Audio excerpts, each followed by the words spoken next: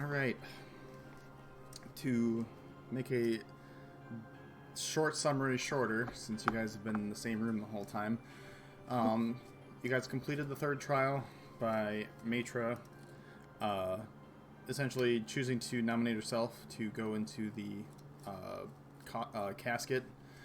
I guess after a bit of debate as to whether or not she needed to, or whether anybody could, or whether you could have pulled a hobo off the street, and you figured out why she was important for that, and she did so, allowing you to speak with Master Priestess Phrygia, and she gave, well, before that, technically, Ibrin and Ono, while linked together mentally, tried to contact Master Priestess Phrygia, and were met with a series of visions, which I believe at this point people kind of seem to understand that they were pertaining to Ibrin in some way or another.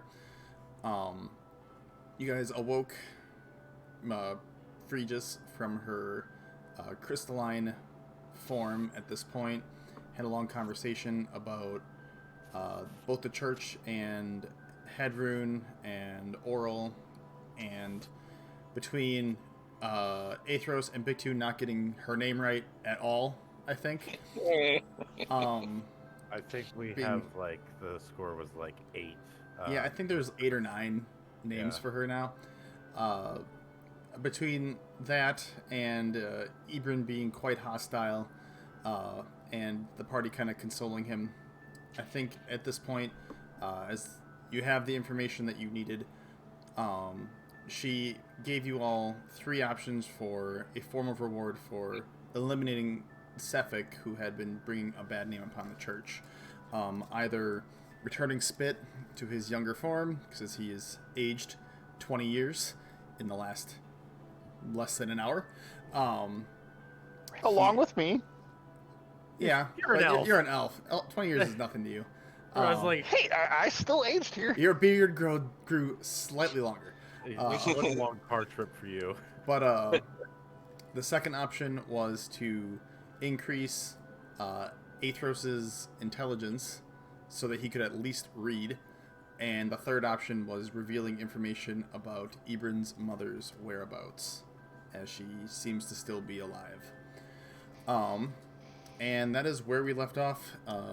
Phrygia would have essentially the 3 spheres kind of floating between her hands in a triangle pattern, looking down to the party. The choice is yours. You have a few moments to decide before I have to return from whence I came. I'm just going to add a side note to that intro. Ibrin's hostility was kind of justified with everything that was going on. That's just how I feel. But I mean, in your head, it was justified. no, it was justified. Is she saying that to everybody? Is this kind of like Ibrin's choice? Is this a group choice? This is she would have her, the offer was posted out to the entire group, not just to Ibrin. First and foremost, we gotta get that out of the way. I say Athros, when presented with the ability to read, wanted to say, Fergie, you are nowhere near strong enough to make me smart.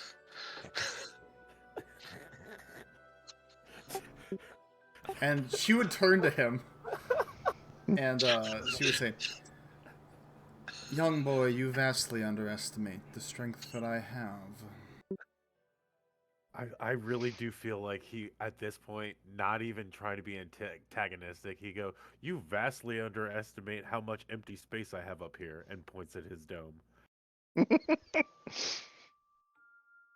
I mean, I feel like that would be. I feel like that would be an Athros thing. Yeah, like he's not trying to be smart, but it's not like a jab, but it's a jab. Okay. I would look at the group and I'd look at the priestess and be like, "Look, I've already had feelings that my mother's still here. It's not time to see her yet. I'll see her when I'm ready and when we're ready." So I'd kind of gesture and be like, "My vote is to reduce Spit's age."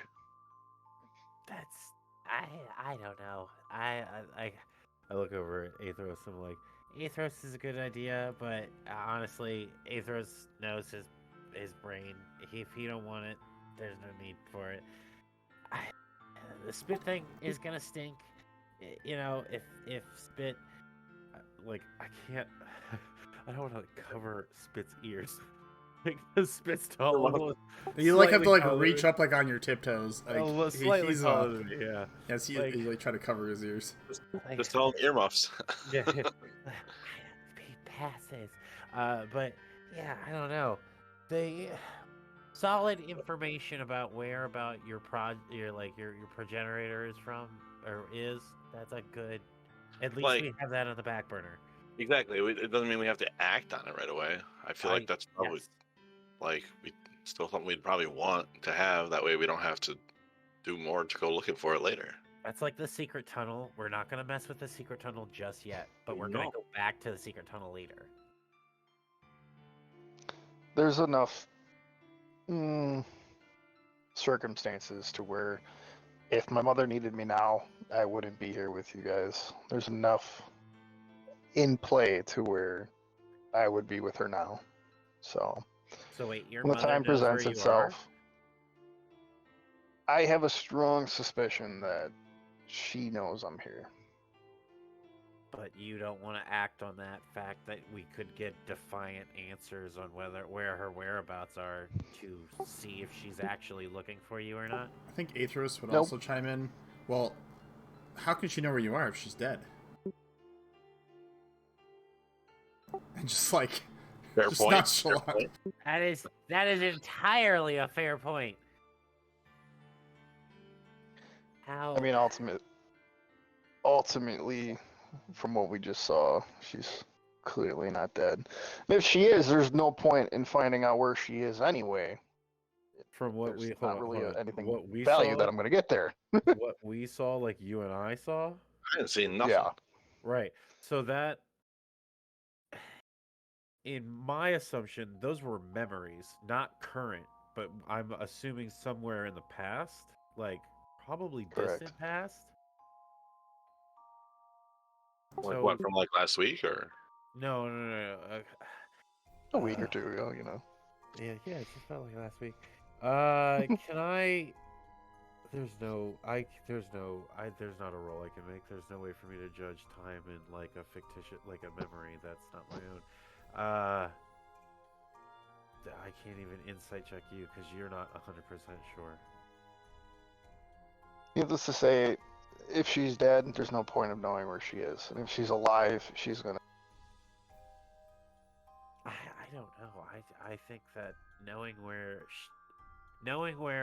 she is, alive or dead, is actually good information rather than us blindly searching or getting it secondhand by like some weird circumstances. You know, like some bog hag is like, I know well about your mother, and I'll release the cat, but you have to give me your soul.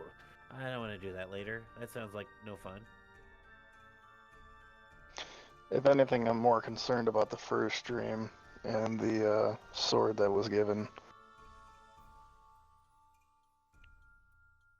Because from memories, I remember my dad saying it was a short sword handed down from generation to generation of high elves, and there was special runes placed on it by each elf that it was given to. So I'm more So- concerned where that is now than anything else. So you're more concerned about an object than a living person. Well, we don't know if she's living or not, so Okay, so you're more concerned. regardless, Let me be extremely clear. You're more concerned about an inanimate object that is an heirloom than your mother. And you watch as Ono actually takes a very firm stance on this. I mean, it sounds pretty cool. considering the amount of generations the sword has been passed down and the amount of runes are on it, yes.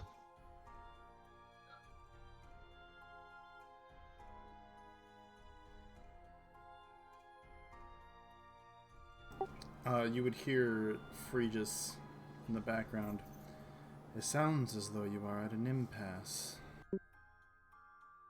As soon as she finishes that sentence, my spellbook closes.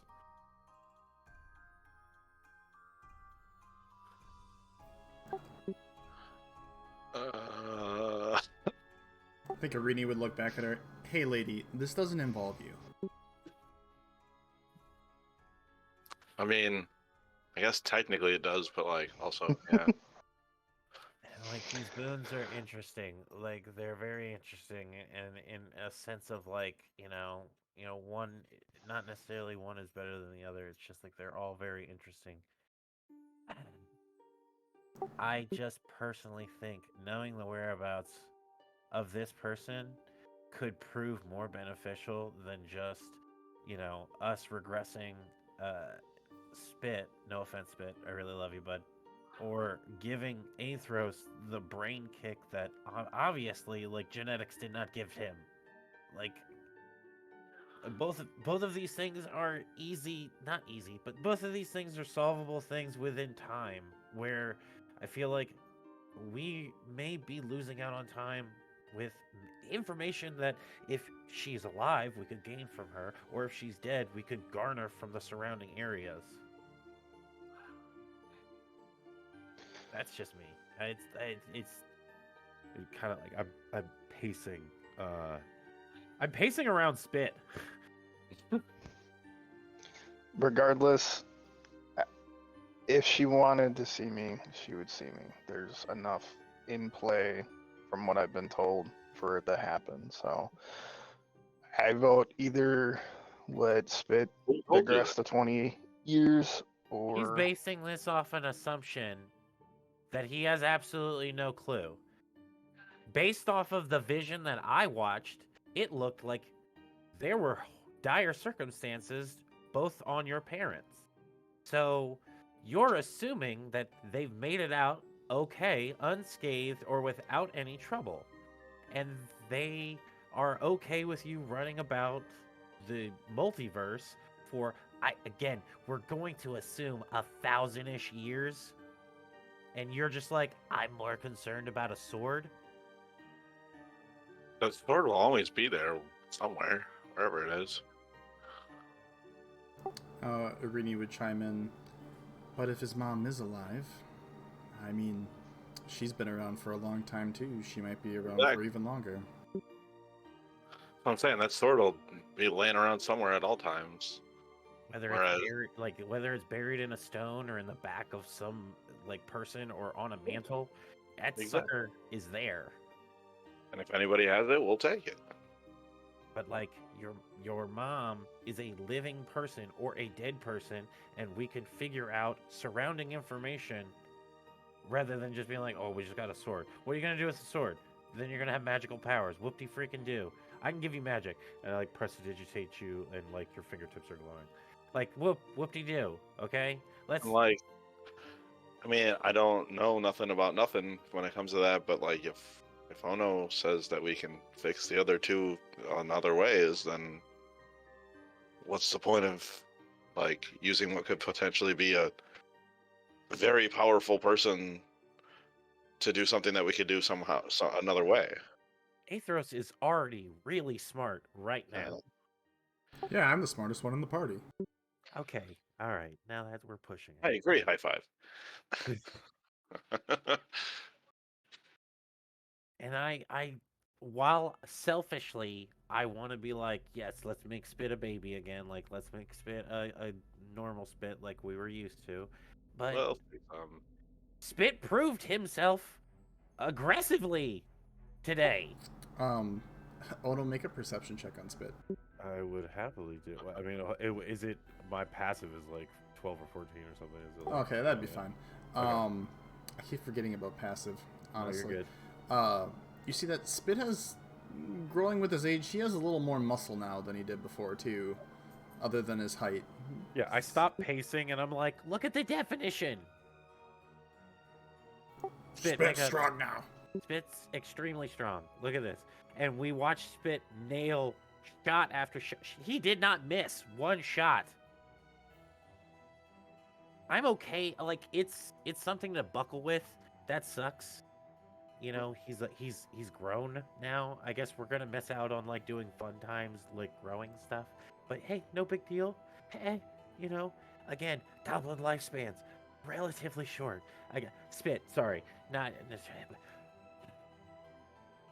Spit Your right now. Spit is golden. You're high five, spit. And he would high five you back. I A little more sizzle on the impact. There is a lot of sizzle on that impact. There's muscle. Why do your fingertips have extra muscle? Like your thumb has abs. What? I just think knowing at least the whereabouts of your mother, alive or dead, would prove way more beneficial to us, and you specifically in the long run. You want answers from a sword or whoever's holding that sword? It's going to come with you fighting that person. That's clearly, obviously, what you want. I don't know if that's going to help us, though. I've already said my piece, so I've already casted my vote. That's what I would like, but it is what it is. If you guys want to know my family affairs, fine, but it also is a sign of respect to just respect my wishes as well. How long do you plan on keeping your secrets from us when we are bound to try to protect one another? That's a very serious question. It's not so much protect my secrets. I still have to figure them out myself. The fact that I've already seen the first one with the Leonians, I'm more concerned where that short sword is. The devastation that thing could cause in the wrong person's hand is cataclysmic. The only thing I remember is it's a moon blade, and it's been passed down for thousands of generations from elf to elf in my family's lineage. My dad being a high priest, or not high priest, the paladin of vengeance, he was the one that was able to wield it. I'm more concerned where that is than anything.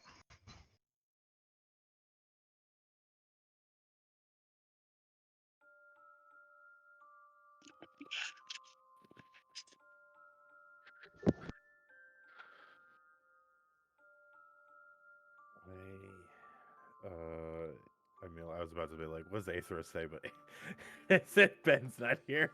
Yeah, Aethros seems kind of just content on whatever we end up doing. Since you're so insistent on knowing my past, you can pick the three. I've already said my piece. I'm done with it. I just want to get out of here before I throw one of these daggers at her face. And then I'd kind of gesture one of my daggers right at Freakus' face. Wait, you're going to throw a dagger at her face? No, he violently gesturing. gestures. Hmm. Yeah. Ono makes that noise out loud.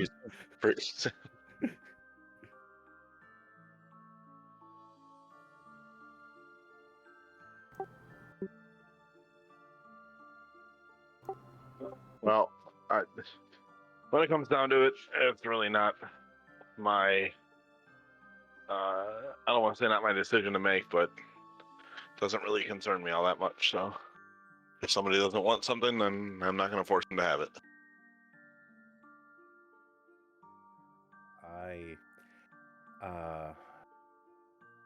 I sit on the ground. I sit on the ground. I sit in between Spit and Arini, knowing that really either one of their votes could, does Spit have a vote in this? It's up to the party. He's technically a member of the party. Whether or not you give him a vote is entirely up to you.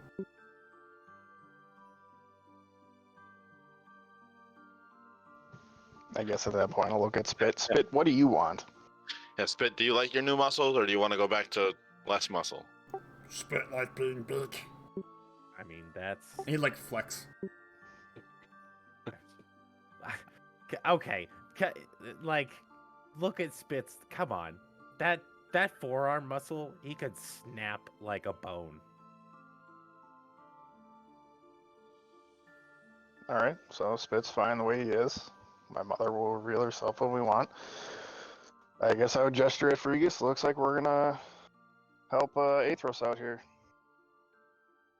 I still feel like Athros would be like, "Why? It's not even gonna work." I'm telling you guys, she ain't strong enough. Frisbee isn't strong enough to make me smarter. Is that what the choice? Is that the choice you've decided to make, young broken?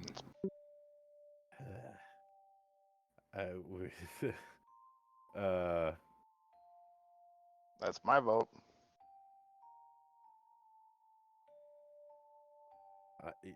Oh no actively abstains.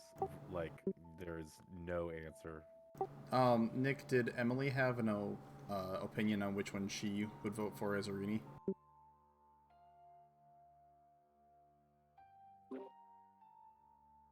Huh? Did Emily have a No, preference? Okay. He said not making Athros smart. He does not want that. Okay. Because Athros does not want that.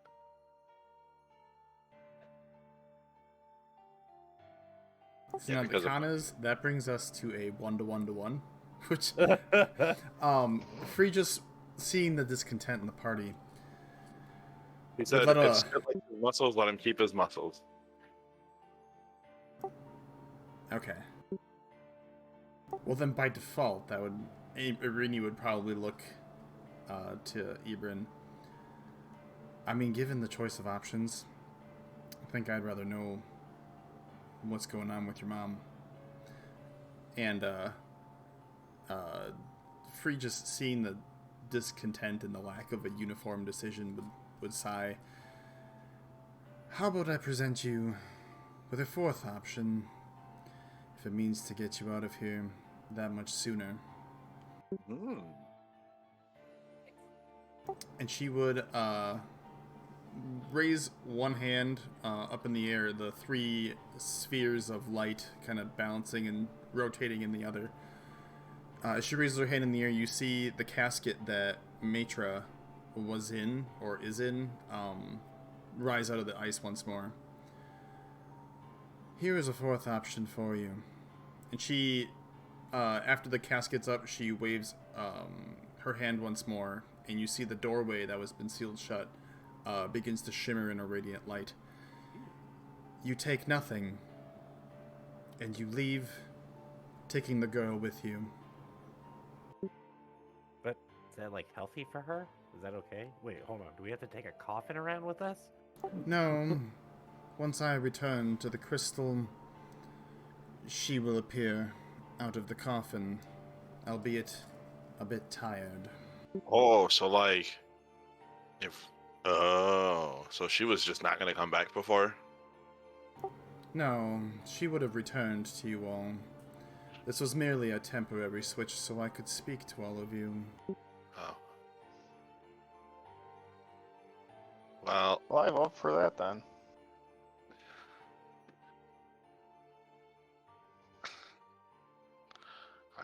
okay. Whatever everybody else wants. The irony?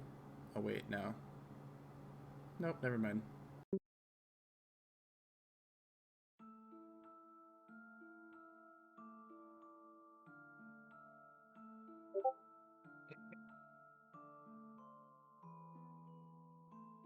I take my sword out and start like trying to make like a sawing motion through the air. Like, man, this tension, very thick.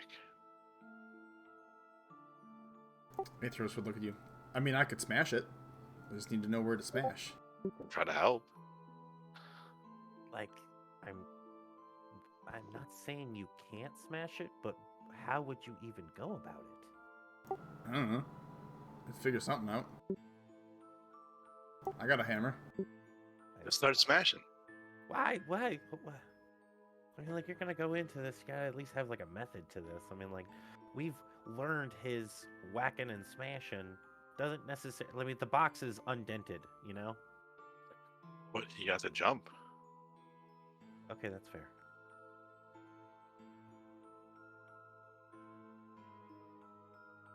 just gotta get a really good wind up. So, Well, Free just ultimately, if after you. go ahead.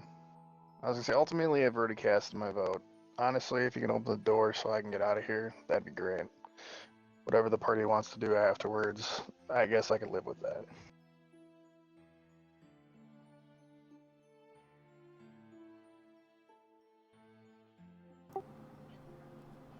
Adrian, you wish not to know the location of your mother.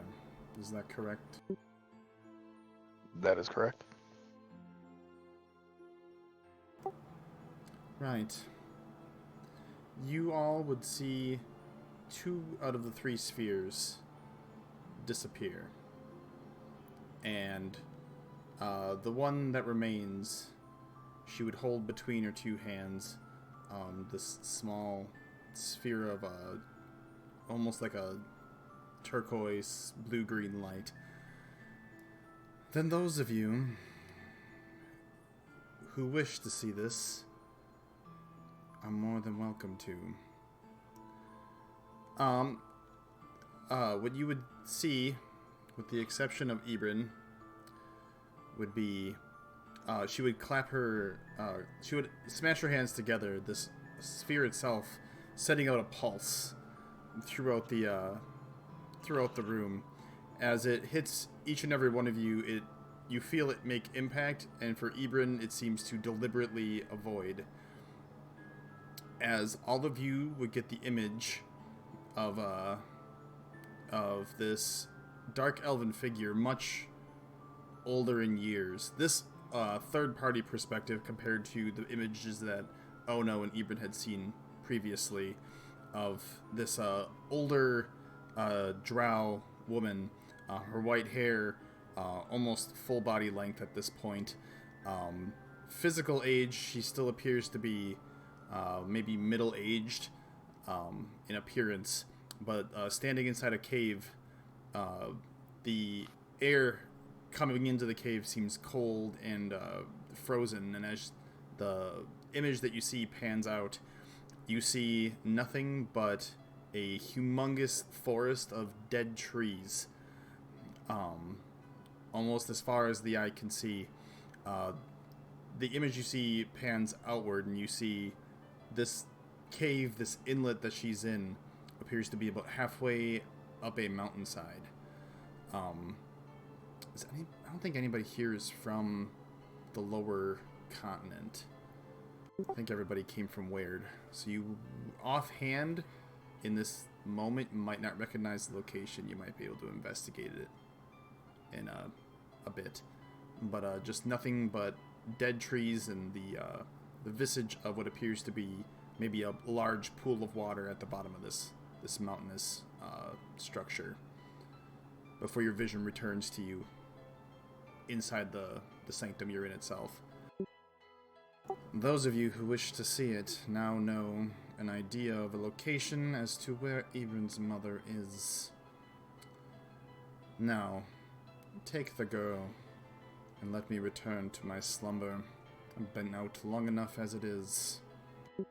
And she would begin to turn around, and almost as if like out of nowhere, these stairs of ice generate as she walks upward towards a growing, glowing white light.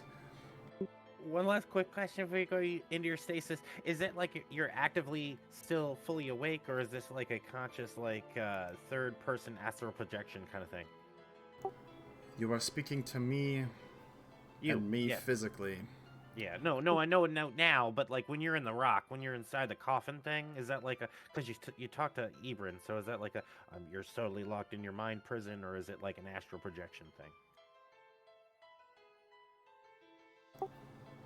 She would take a glance and look back at you. Oh no, you see the bright blue of her glazed over eye. This form that I take is a prison to contain the cold and the rime from being worse than what it is. Should I need to contact you, you will get a message from somebody, but it won't be directly from me. And with that, she turns around once more, and you see her walk into the light. As she does so, you see the entirety of that large crystal that Matra had now been in for this conversation. It glows a green, translucent,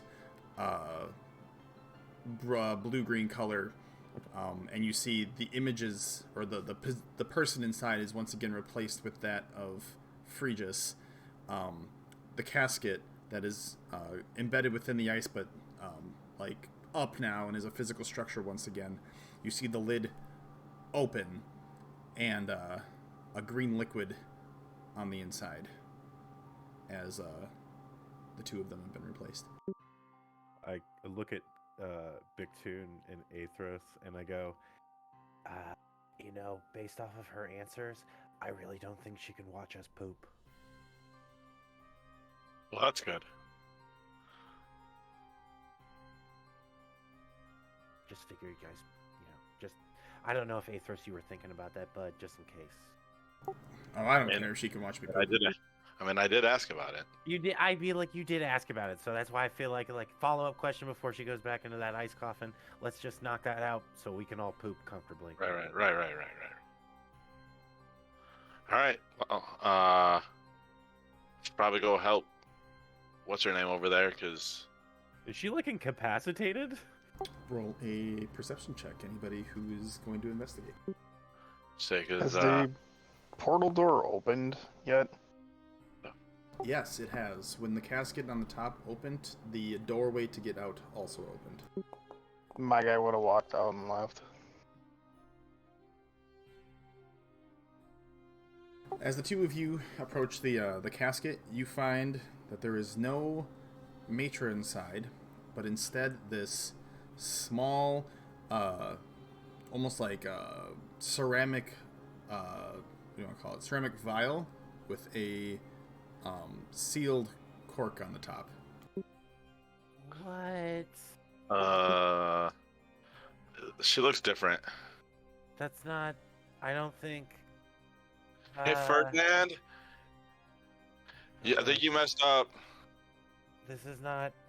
I cannot handle you right now. This isn't the bargain, though. This is like.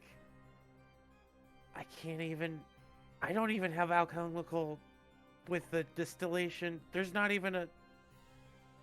I pick up the vial. Okay. As you pick up the vial, the glowing green liquid that was within the casket, while it's very cold to the touch, you see that when you pull the vial out, it returns to a standard, like, clear liquid of water. Oh. The vial itself is, like, it's ceramic, so you can't see inside. Oh, okay. So I wouldn't be able to know. Maybe she's in there. I open the cork and pour it out on the floor? No, wait. I open the cork. As you try to open the cork, it is unable to be opened. Oh. Hey, get over here. Smash this. No. Okay, now I'm starting to see. I'm getting the pattern. Educated guess. Can I swallow it? I mean, in the weirdest way, that probably would be safe for at least 2 to 4 hours. But I mean, if we really need it out, there's a way we can get it out nice and quickly. yeah, I get again. I feel like on the hedging on the less than 2 hours, but no. Educated guess. I feel like this might be her as a distilled essence of herself. This might be like an effect of the rhyme. Is there anything else in that casket, or did it go away, or? The only thing inside the casket is the clear liquid substance that she essentially entered into in order to activate the ritual. Oh, okay.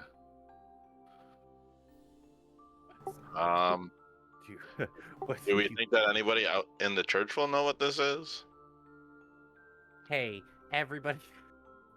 This is the this is a sus version of me. Ebron's already walked outside, so they're probably not even. They've either questioned him or he's just blasted by several people or slit somebody's throat. don't know whether to pocket this. Let's just take it with us and ask the people in the church. Be like, listen, we didn't do this. We didn't do this. It Walk wasn't out, me. that's the first thing I want. Listen, it wasn't us. Okay, maybe it was indirectly us, but we didn't physically do it. It wasn't me. All right. Yeah, at this point I don't understand. I could throw it on the ground. We could probably try to smash it, but I can't even pull this cork off, and it's not even like deeply set in there. Nor do I see any like. Maybe Spit can pull it off. He looks like he might be stronger than you now. All right, you don't need to say hurtful things. It's been a rough day. Yeah. I guess we just walk out behind and try to, I guess, address whomever we could address, as we no longer have a representative we walked in with. Right. Okay. So Let's go. everybody makes their way out of this innermost sanctum where Phrygius resides. As you enter back out, you once again are inside the farther back, I guess the private smaller chapel area that you guys entered with the 3 doorways. The other 2 disappearing now down into the ground once again. Their forms merely that of just a line of stone. As you see, Ibrin, I'm assuming, did you stay inside this chamber or did you venture out of this chamber too? What time of day is it? It is about 9 in the morning. I probably actually would have still been pissed off from the whole situation. Whoever talked to me first, I probably would have been like, tell him I went back to our thunder tank. I needed a rest. And honestly, I would probably just go back to the thunder tank, find a dark corner, and take a long rest. And brood. Pretty much. Okay. So I swear I'm not brooding. Brooding. I'm gonna mark that down as a long rest. well, we're gonna get that far first. Don't just assume yet. Yeah, look at it. And you have You're gonna lost like- those 4 HP. Damn. We're not done yet. I already deleted it. Alright, well, my guy would make his way back to the thunder You'd be tank. making your way back to the thunder tank. Assumptions. I did the best. As you all exit out of this doorway, you would see no sign of Ibrin. As you're essentially at this point left to your own devices. There's a doorway to get back out to the main chamber through a small hallway that you guys came in at. There's a couple pews here specifically, and a different small shrine of Oral atop where the podium, where you feel as though some form of sermons might have been had in the past. What would you like to do? I believe you said you were going to maybe find an attendant. Yeah, let's go find somebody. I do that thing like where you walk out of like a movie theater out like a group of people, and you're like trying to look at where the rest of your party is, and you're just like, Is there anybody here? I don't see Yeah. anybody. And then if there's anybody in the next room over, like in the main area, definitely the first thing I'm saying, wasn't us, promise, it wasn't us. Hold on. In all honesty, hold on. Should now that I want to go interact. No, let's not go interact with. Forget it. Right, forget I mentioned anything. Let's go find an adult. Let's go find Mishan. Mishan's in Bryn'Shander. Yes, that's right. I need Let's just find some. Who's in? I go into the room. Who's in charge in here? We know who's in charge. She's locked in a crystal. I said, who's in charge in here? in this room. You would, I guess I am now. Oh God. and he returns.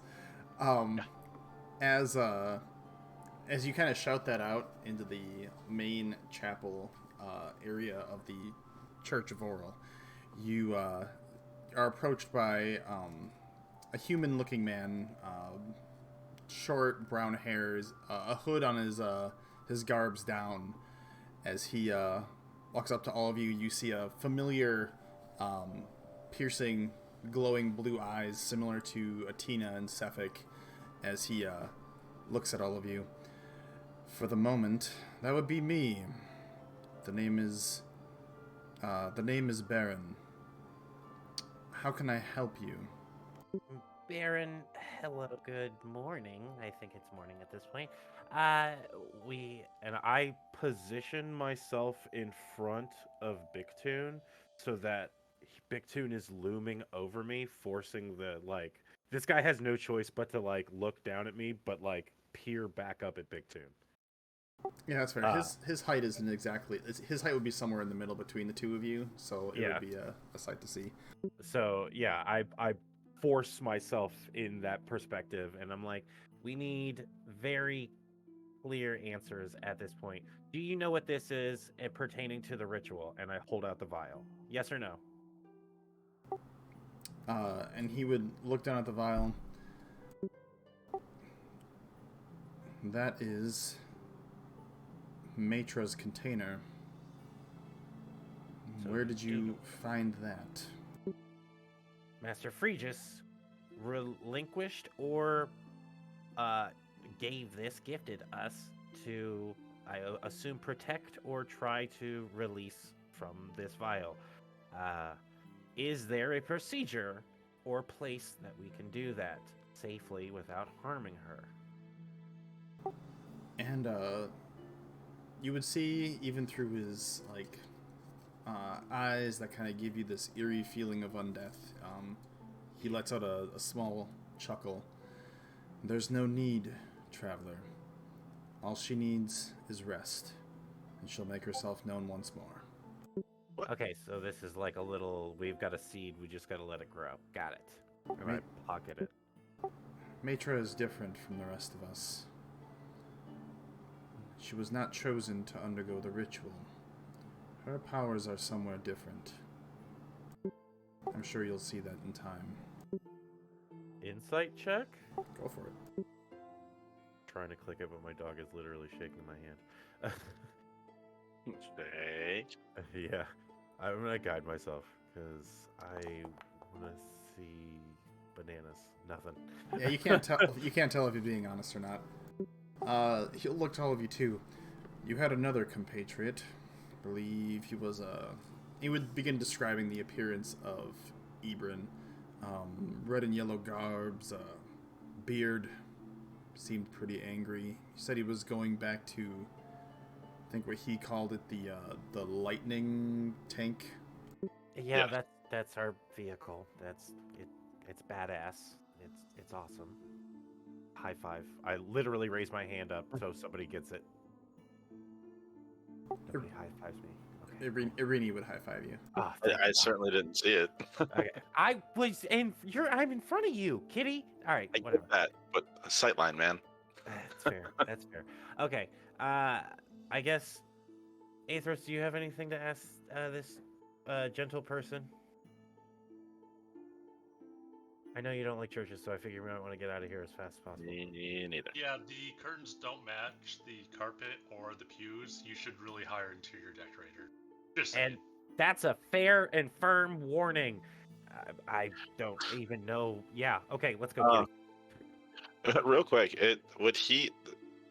if he's like kind of looking this, in a similar way as Atina and Cephik, that kind of like undead-esque, at least to us, is he at all wary of my sword on my back? Oh yeah. Make an insight check. Okay. I tap your leg. Okay. Guidance. Because it's definitely got the stuff to make him not feel so good. While your sword itself, in overall appearance, is both beautiful and menacing, he doesn't seem fazed by it, but whether that is because of some form of immunity or different composition, or just in general not being worried about being attacked here, it's hard to say. But Okay. he doesn't seem fazed by it. Okay. Just out of curiosity. Just in case, for future reference. That's fair. Baron, thank you for your time. Thank you for the information, because we were mildly concerned. And like this is not. I'm not trying to. I'm not trying to disrespect. I'm more of an arcane practitioner. Yeah, maybe some simple rules on the wall. Maybe some like, hey, this might happen if you are here. Kind of like heads up. Because Aethros was, while he was not prepared for a mental puzzle, aced a mental puzzle. Just want to let you know that. Okay, you put us on the pressure. Not cool. It is Let's go, Kitty. very out of the normal for Master Phrygius to summon people here. I don't think rules are necessary in this instance. All right, cool. Look at Arini and I'm like, ooh, we got special treatment. Okay, cool. All right, let's go, Kitty. All right, yeah. You're all leaving the Church of Oro? Yeah. I don't think of anything else to do short of jam my spell book underneath my arm and walk I out. definitely don't want to be inside the church any longer. Yeah, like honestly, I can feel the fur, no pun intended, standing up on the back of your neck. Mm-hmm. I tap Big Tune on the shoulder. I'm like, hey, you still got any of that milk left? No. Oh, damn. I got that other stuff you gave me, though. Oh, even better. I still don't know what it is, but it was still pretty cool. I think you should eat all of it right here in the church and wait. I have, I think I have the majority of it. I think I have the majority of it. I feel like while he was tripping balls, you took the majority of it, but you left him a tolerable amount. Yeah, I gave him enough to root around in, but There was a lot there. Hey, you put a lot on the floor. Yeah, in fairness, I have none in my inventory, so I may have just given you the entire bag. You may have just confiscated the entire bag. I probably did. Although I don't know if it's in my inventory right now, so we'll figure it out. It's probably you know what? It's probably in the lightning tank right now. Ebron's probably rolling it up or putting it in his pipe. All right. As you are, you have no issues leaving the church. Baron gives you a nod and goes back to his duties after you all leave. As you're in Targos, were you also heading back to the lightning tank, or were you heading somewhere else? Or I just have one quick question that we don't need to role play out 100%. Yeah. If you can just let us do the rolls. Sure, what's up? I want to find a place where we can get like jewels or gems, and I want to see if Bictune can use his newfound equipment, if he has it in his inventory, to get us like a really good discount on a gem that's worth about 100 gold. I also would like to. I mean, again, without role playing, just to try to speed things up, would ask Ono if he would take me to the library one day. I have some things I need to look up. Yeah, I mean, like I want to go to the library too because I want to go cash in, but that's back at the other town. But yes, we do need to go to a library, 100%. But I want to do this quick so we can figure out what's going on with Ebron. Okay. For sake of time, you feel that the best place you're going to be able to find gems is going to be at Triglio, the general store. They carry miscellaneous supplies that come into town. Sometimes gems make their appearance too, that people pawn off or something like that. I would say that there is... were you looking for a specific gem, or does it not specify for your purposes? For my purposes, I believe it just says a gem worth 100 gold. Let me double check that real quick. Construct, channel, oh, does it not say it on the thing? Oh, let me see that. I might have to go look I at thought I seen it when you did it last time on. I might have to go into my my thing when I posted to you. I see. For identify, are you talking about? No, my homunculus servant costs something. Okay, I was gonna say because I saw your identify requires a gem or pearl. a crystal. Yeah, it's a gem or a crystal worth 100 gold. So yeah, if I could have Bictune Well, for what it's worth, identified does specifically say pearl as well, so I don't know if that's. For me, Yes. I scrolled up. I can ritually cast identify. Okay. All right, cool. Then make it sure. But yeah, no, I mean, I'll buy. I mean, like, yeah, I'm. This is why I didn't want to take a long time. Fuck. Yeah, I do need to re-up on material components, but I want to get this one specifically just out of the way. Sure. I would say that at this store in Triglio, its owner, its proprietor, Justin, who I think many of you have met before, he has a garnet that's worth at least 100 gold. You said you were going to have Big Tune try to barter him down. Yeah, what was his name again? That was Justin. Jestin. So, should I use my tools to see if it's worth as much as it costs? Sure. I'm gonna guide you. Okay. I hope it adds my proficiency bonus. It does not appear that it did. Okay, 1 second. I have an idea of how to fix that. Did I not add proficiency? That might be why. Oh, no, I did. Okay. With your proficiency +2. Yeah. Um, So Yeah, I'll it do is. that. Yeah, it's an intelligence-based Oh, it is, roll. Yeah. I didn't even see the +2 at the end there. It's okay. Yeah. You see that the overall value of the item, like they have it listed for like 125, and it's probably worth right around 100, but he seems pretty hard to bargain down. I mean, yeah. I'll try if you want me to make like a persuasion check. No, you know what? We'll save it for another time. We'll save it. Okay. Yeah. I'll just be like, yeah, it's pretty much dead on. Yeah. I could burn 100. I really need this thing. I can hear "oh no" groaning in the store. Yeah, like literally. You need money? No, Yeah, I got money, and I just toss you my coin purse. Have how much you want. It hits me in the side of the head. Okay, hold on. That's not the. I'm just gonna make a persuasion check to see if, like, I can get him any lower than 100. No, Go for it. because I have the. Okay. Okay, Oh. obviously not. Damn it. Nah, he seems pretty content at 100. I put 100 gold down. Give me the damn thing. All right, you can add 1 garnet, and then just put like in parentheses or something, just like 100 gold pieces or something, so that way you know it's valued at that it's worth that much. Okay, perfect. Item. How many loot items do you make there? Is there anything else of any interest here? The store's primary like things that they advertise the most is fishing supplies because of all of the fishermen that go out from the harbor.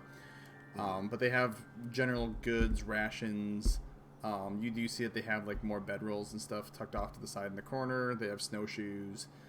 Pretty much things that you need to explore the wilderness. They have a decent selection, but the vast majority of their store is fishing supplies with like small sections here and there for other things. Okay. So there's to say something without saying something. I'm interested in then. If you catch my drift. Wait, hold on. I'm so sorry. I was trying to type out. Wait, you're interested in something? Yeah. I just don't want to. Yeah. It's something I can't really talk about just yet. I need to do Are something. you in? Okay. Again, I've never eaten that shit. I hope Are you Dakota. inferring this? Are you referring this to Ono? No. Okay. Could you just send it to me in Discord quick? I'm blinking for some reason. Yeah, of course. 2 seconds. Come on. Oh, yeah, I love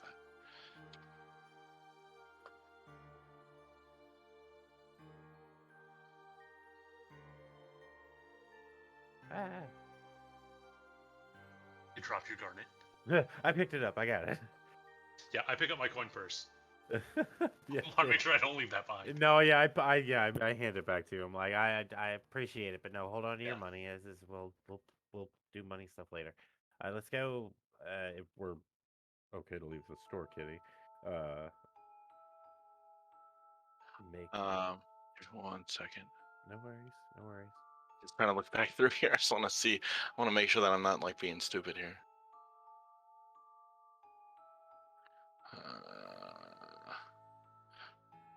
Yeah, I don't want you stepping into my territory. While Okay, yeah. Okay. I need Arini here. I need Em here so I can ask her something if she can do it. I'm useful too, right? Oh, I see. No. Yeah. Oh, I just no? Okay. No, between the two of you, who's the better thief? Oh, absolutely me. In Yeah. heavy armor, no one will hear me coming. Yeah, 100%. Nobody. Yeah, 100%. Sleight of hand? Oh, that's a whopping Off the chain. 0. Yeah, that's. Big Tune, as you have a conversation with Justin, he does have something here that might fit that bill. All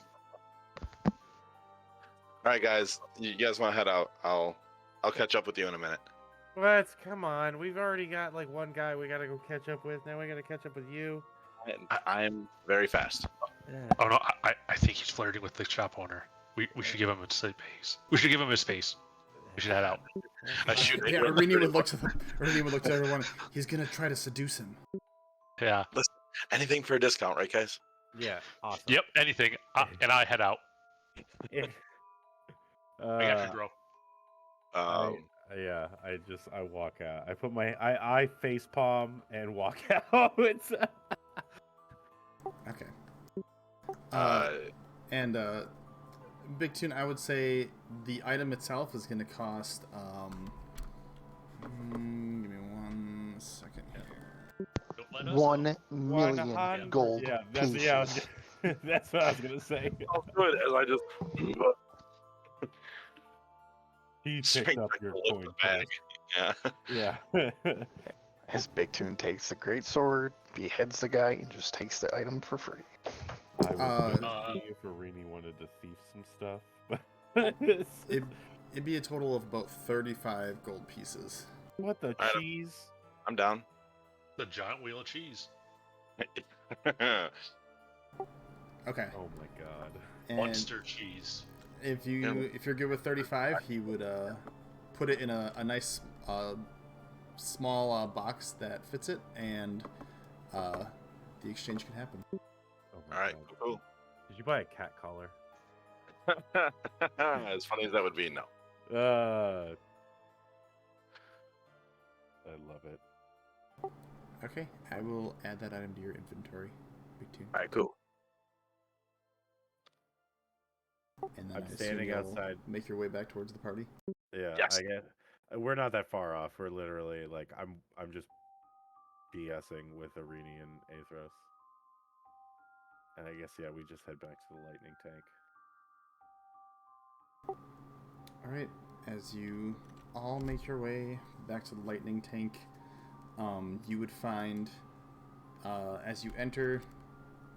Actually, Hebron, make a stealth check. I was gonna say. Well, my passive is an 18, so do any of them actually? My passive perception is a 15, so in theory I could roll good enough to beat it still.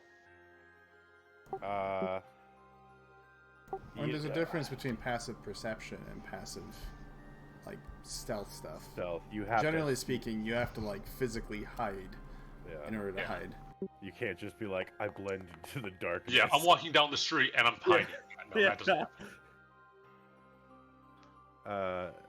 So all right. So then we walk in. I make a perception check. I don't say anything. I just make a perception check. I'm gonna go. You walk in. I don't even care where Ebron is at this point. It's like, yeah, if he's here, great. If he's not, he's getting left behind. I walk in. I walk throughout. Like after I greet the bears, because I'm sure they're fine. I walk You would in. find my guy trying to sleep in a corner. Okay, so trying to sleep, as in, so when you hear us, you like look. No, You don't I'm look. still just trying to sleep and rest. Okay, so you're not looking.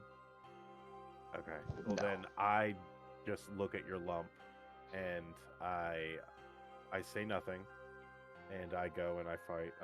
If it hasn't already been lit, because I don't think it has, I light the fire, and sit down in front of the campfire. Okay. As you light the fire, you see that the lightning tank itself now begins to illuminate Ebrin laying in the corner. Not moving, but still breathing. What would the party like to do? My guy still would like to just take a long rest. Yeah, me too. Yeah, I'm tired. We went to battle. I exhumed all my energy died. I'm tired. I try to yeah, my guy. be nice to tired Matra. as well. I get cold damage, so I'm just trying to go to bed. That's why I'm in a corner, trying to sleep. Okay. I guess if the party wants to, they could take a shorter long rest, depending on their preference, as you are all able to rest within your lightning tank. The warmth of the fire giving you a comfortable enough heat that you don't freeze. Take that long rest. Oh, so now it shows how many hit points you restore. Yeah. Yeah. Got some sick updates.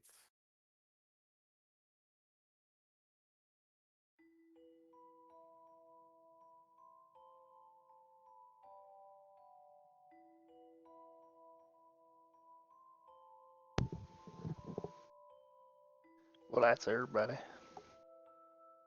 Okay. I give wake me up first. 1 second. I just gotta add this item to Big Team's inventory. No worries. I want to specifically make sure I wake I up like first.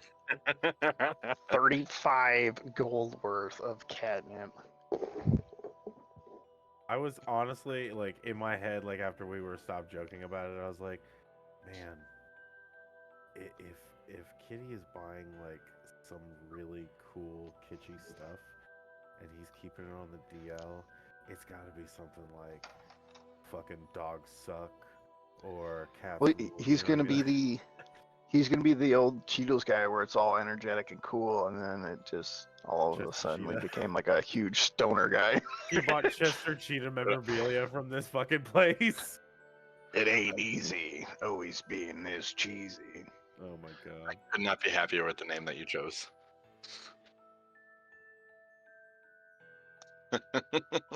What? This is so great. Did you Oh, buy trust a, me. Did you buy a stuffy? Did you buy a stuffed animal? I don't know. You still have to find out, huh? Good lord. Okay. You should, if you haven't read, you should read the description. Okay.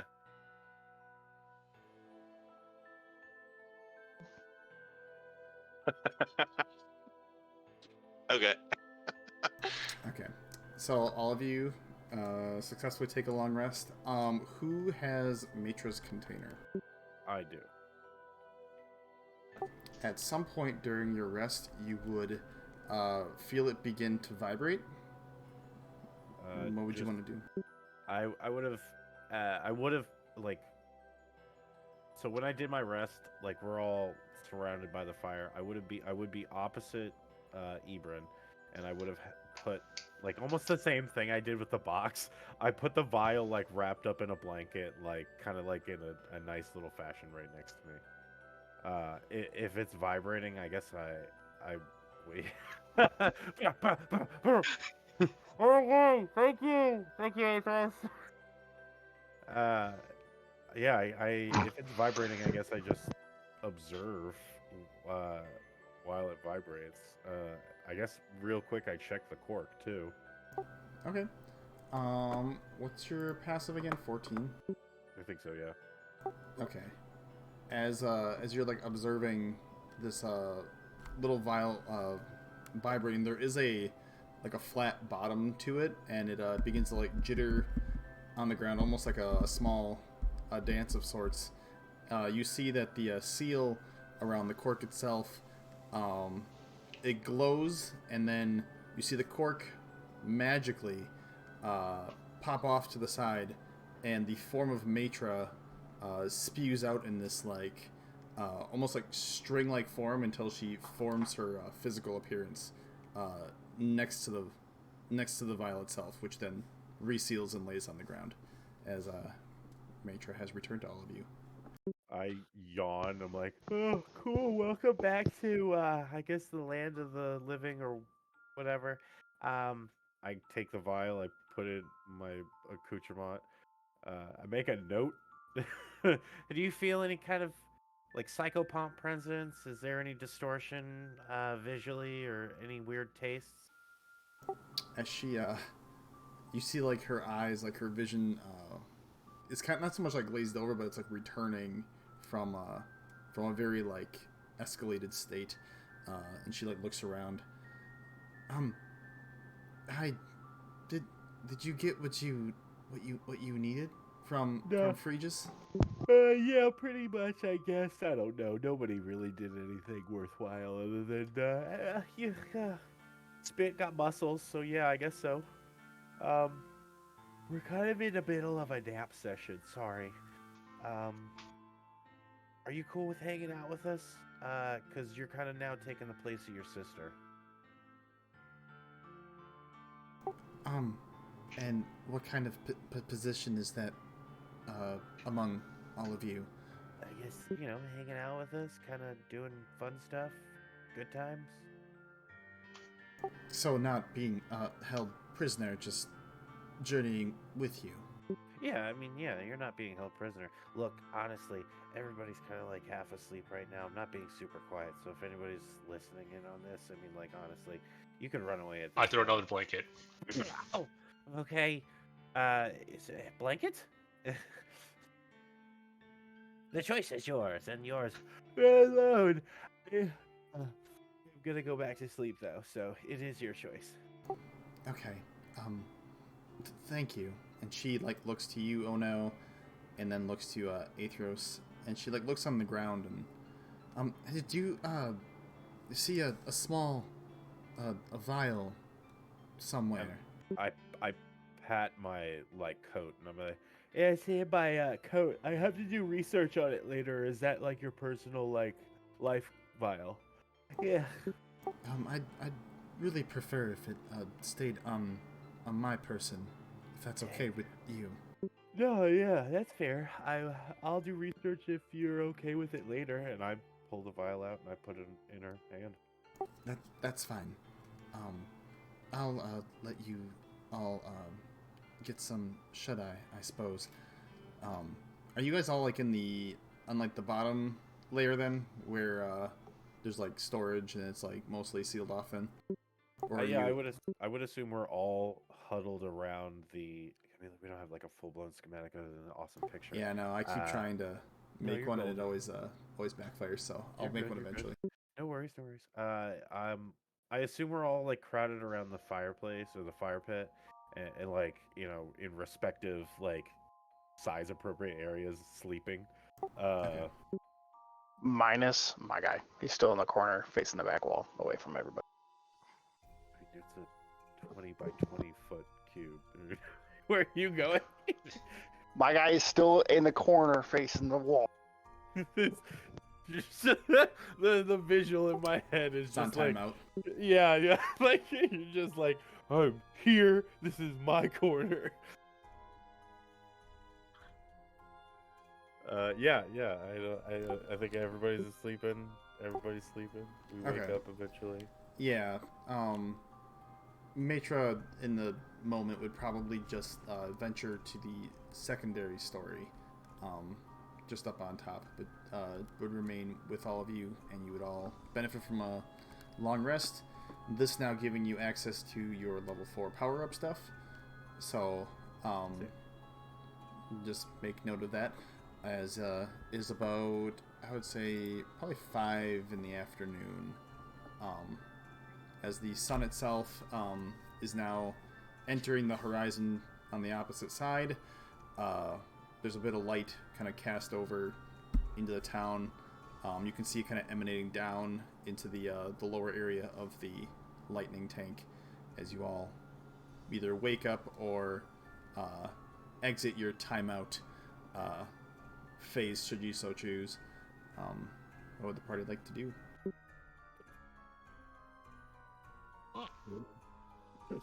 I do want to wake up first. Okay. I want to sit up, open my book, pull out my tinker's tools, and just start working.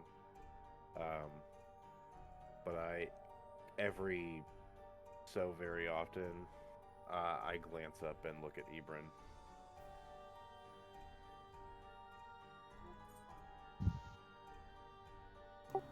Okay.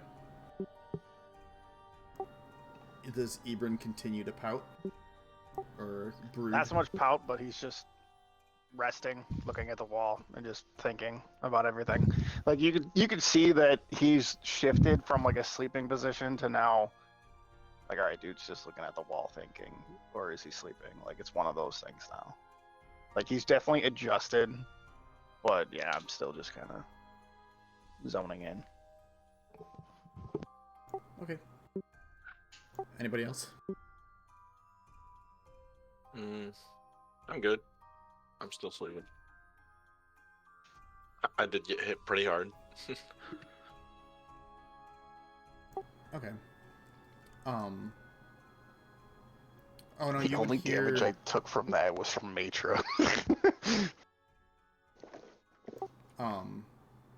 As you, oh no, does it say how long it takes you to make that, out of curiosity? It's just as a part of my like morning dailies thing. It just is a part of my morning routine. Like, if I woke up and started sewing together like a bag of holding, it would just take like that action, because that's essentially the tinkering. Got you. What is it? Infused item. Sorry. Infusing an item. Whenever you finish a long rest, you can touch a non-magical item and imbue it with one of your artificer infusions, turning it into a magic item. So that's essentially just me sitting down and like popping it out. But yeah, there is I don't believe any extra with it. I just have to do it at the end of a long rest. So it's like I can only do one at a time. So I can't I have to do it that's why like doing the earring thing, it's gonna take me like a week. If we do it like that, Right. But yeah, it's essentially your infusion. What is that? You decide to attune to an item, which it's not an attunable item. More than one magical item at the end of a long rest. Maximum number of infusions per my table. And then, I guess, for giving it delegated purposes, were you planning on it having a name? Yes, it does have a name. If you want to send it to me, or if you want to say it, does not matter. Yeah, no, I've got a whole description for it, but like we can do it later. I'll send you its name. Gucci. I had this planned out from day one. I'm sure you did. Oh, I just got a great idea. I hope you're going with the name I think it is. I hope. I don't know. Probably not, but I don't know. I don't know if you were there, but I'm hoping you know. I don't know. Maybe you don't know. Maybe you do know. oh, definitely know that it's the way you're going about this. It's definitely I'm not thinking what you're thinking. Okay, all right. Mine is just a complete joke name. As you begin building this construct using like the garnet as like the conduit in its core, you would hear like the sounds of Matra doing something upstairs, but without investigating, you really don't know what. She does seem to be muttering things to herself as you continue to work. The party enjoying a extended rest, something that's does not happen very often.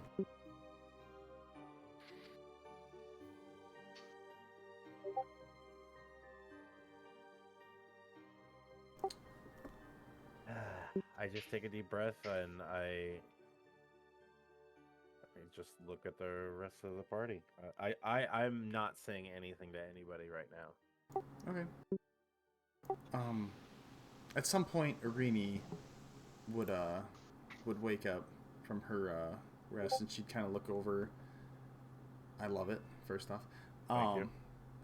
as she sees like you tinkering pretty hard on something, she looks at it. Well, that's certainly interesting.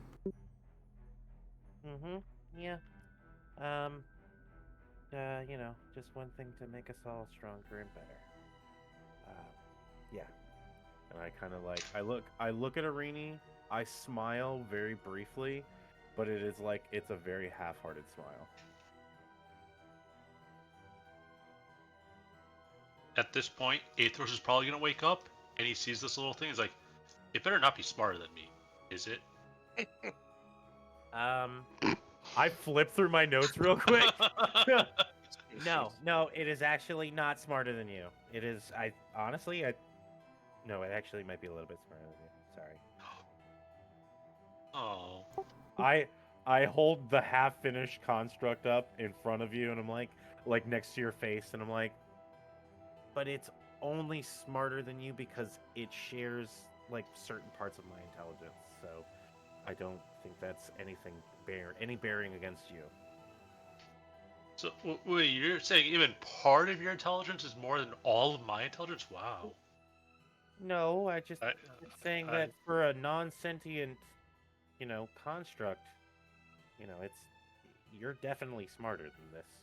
Like, you can order meat on a stick, where my construct cannot order meat on a stick. Does that make sense? No. Okay, cool. and I go right back to finishing.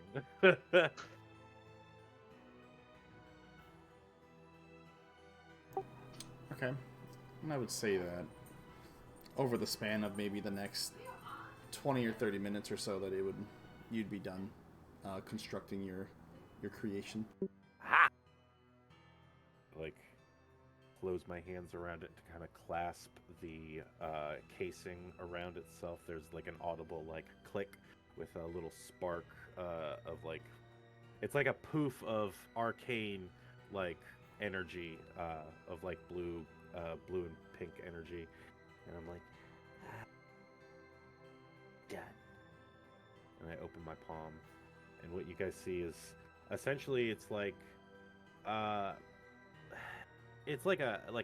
crickety kind of beetle with wings, sort of, but its legs are very close together, and its like arms are like very close together, like T-Rexy style. Like it's in kind of like a nested mode, and I kind of raise my hand up and I go, I think I'm gonna name it Gebetto, my cricket.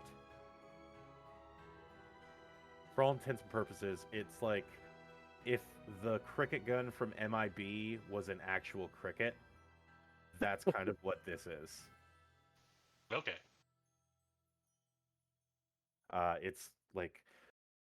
It's like wood, metal wire, kind of like small little bits of toggled together like metal pieces and like nuts and bolts and wires all strewn together with like a nice little garnet crystal dead center in its like belly.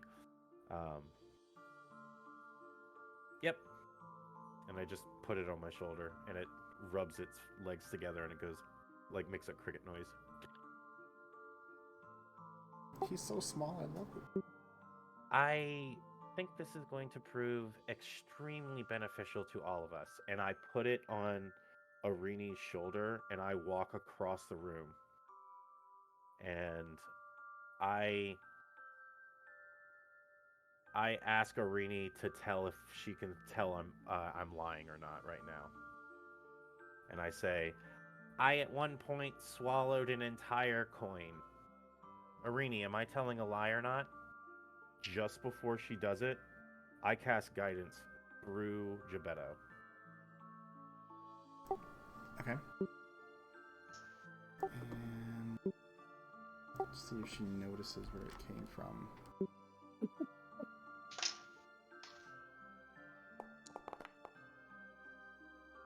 Okay, she does not know where it came from. Okay. But her insight check.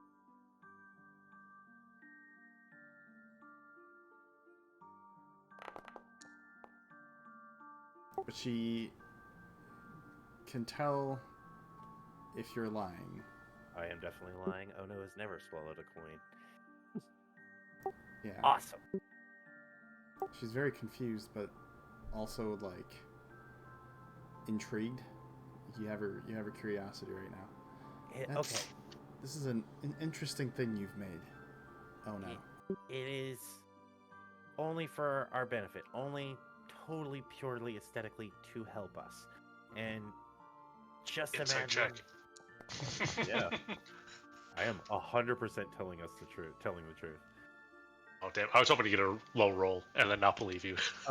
You know, if you're being dead serious, the whimsical mysticism, there should be a lot more behind Ono's eyes, but it almost feels very flat. Like I really wanted this, but it just feels flat. So it's more of like a as excited as I would, like, you can see it in my face, like as excited as I should be about this, it's very much like a, yeah, it's just another tool for us to, be better. And I kind of like, you hear like a little whistle, and Gebetto hops and glides and lands on my shoulder. Yeah, as you would see its little wings kind of flutter as it audibly makes its way back to your shoulder. So yeah, exceptional tool for us to use. Sure. Do you want to play with it? Would you get mad if I broke it while playing with it?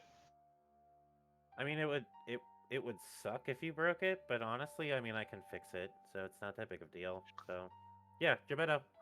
And Oh, well, in that case. yeah, Gebetto jumps over and lands on your shoulder. Then it jumps at me. I want to try and hit it with my warhammer out of the air. Oh my god, make an attack roll. Go for it. You challenge me, I am going to try and break it now. This is a tiny construct, dude. Wow, holy shit. Yeah, you hit it. Alright. Roll for And damage. Oh no. Hold on, Oh, hold on. God damn it. Okay. As it makes its way over to Athros, you just see him with one loud and audible thwack of the hammer, just smack it up against the side of the wall, and Gebetto just kind of crumbles to pieces. Yeah. Hey, that was fun! Again. Well, I have to rebuild it now. Damn it. All right, that's fine. But I mean, at least now you know the threshold. I mean, I know the threshold. That's fine. I begin to you said it was cast fine, mending right? on it. Yeah, it's fine. I begin to cast mending on it. it's... Uh-huh. Okay. While all that was going on, could I use that time to, like, go out and buy a good tug? Are you trying to avoid being noticed by the party, or are you trying to just get Always. Up? Well, you gotta roll a stealth check. Hold on, let me do my math here. Oh shit, look at this guy. Going ninja'd. Yeah, as the party is focused on, or those of you who are focused on on Gebetto, and the rest of you doing what you're doing, Ibrin, you'd be able to make your way out to the it'd be so your tank itself is parked alongside where the we don't call it, not stables, but the area where Ugg and Tug are, and you'll be able to make your way over there. You would see one of the boys kind of just giving them some food at this point in the evening. It'd be almost time for dinner. And To keep my RP short. I'd basically just give them the rations. That's about it. Okay. This is what I've been doing the whole time. Ever since I woke up, I've just been like playing like the equivalent of like solitaire. Okay. As you're as you're playing cards and yourself and maybe Athros gambling a little bit here and there before the smashing of said Geppetto against the wall. Yeah. The All mending, that's but left is the mending garnet. itself would the mending It itself doesn't if you're do gonna anything. Yeah. yeah He rolled 1 over its HP. So yeah, it's just a garnet on the floor. I have to rebuild it tomorrow. That's fine. As the two of you kind of do that, you'd see kind of Irini look to the party. So, how long are we planning on staying in Targos? I don't know. We got other stuff we can do. I was just asking. Yeah, I got no idea what we're doing either. She brings up a good point. Should we be doing something? Should probably like go to like Easthaven or like Lonelywood or Goodmead.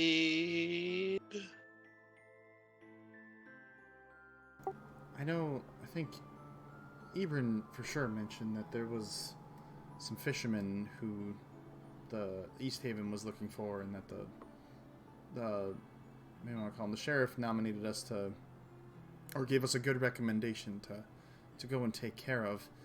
But Well, you can go do that. I just didn't know if anybody needed anything in town. Stuff like this, sometimes time is of the essence, sometimes it's not.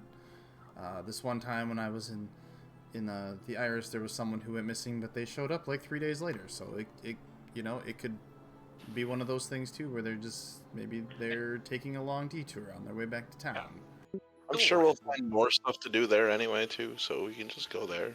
Yeah, let's go to Easthaven.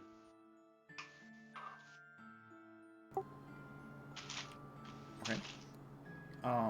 As you're all having this discussion, Ebron would probably walk back into the lightning tank, unless you're gonna brood somewhere other than the tank after you feed them rations. Nope, just kind of give them in scritches and just kind of walk in and be like, all right, so we heading to Easthaven or where are we going? I guess so. We're going to your mom. Now is not the time for a joke, Athros, but that was a good one. That was a good one. Both Ono and me go, wow.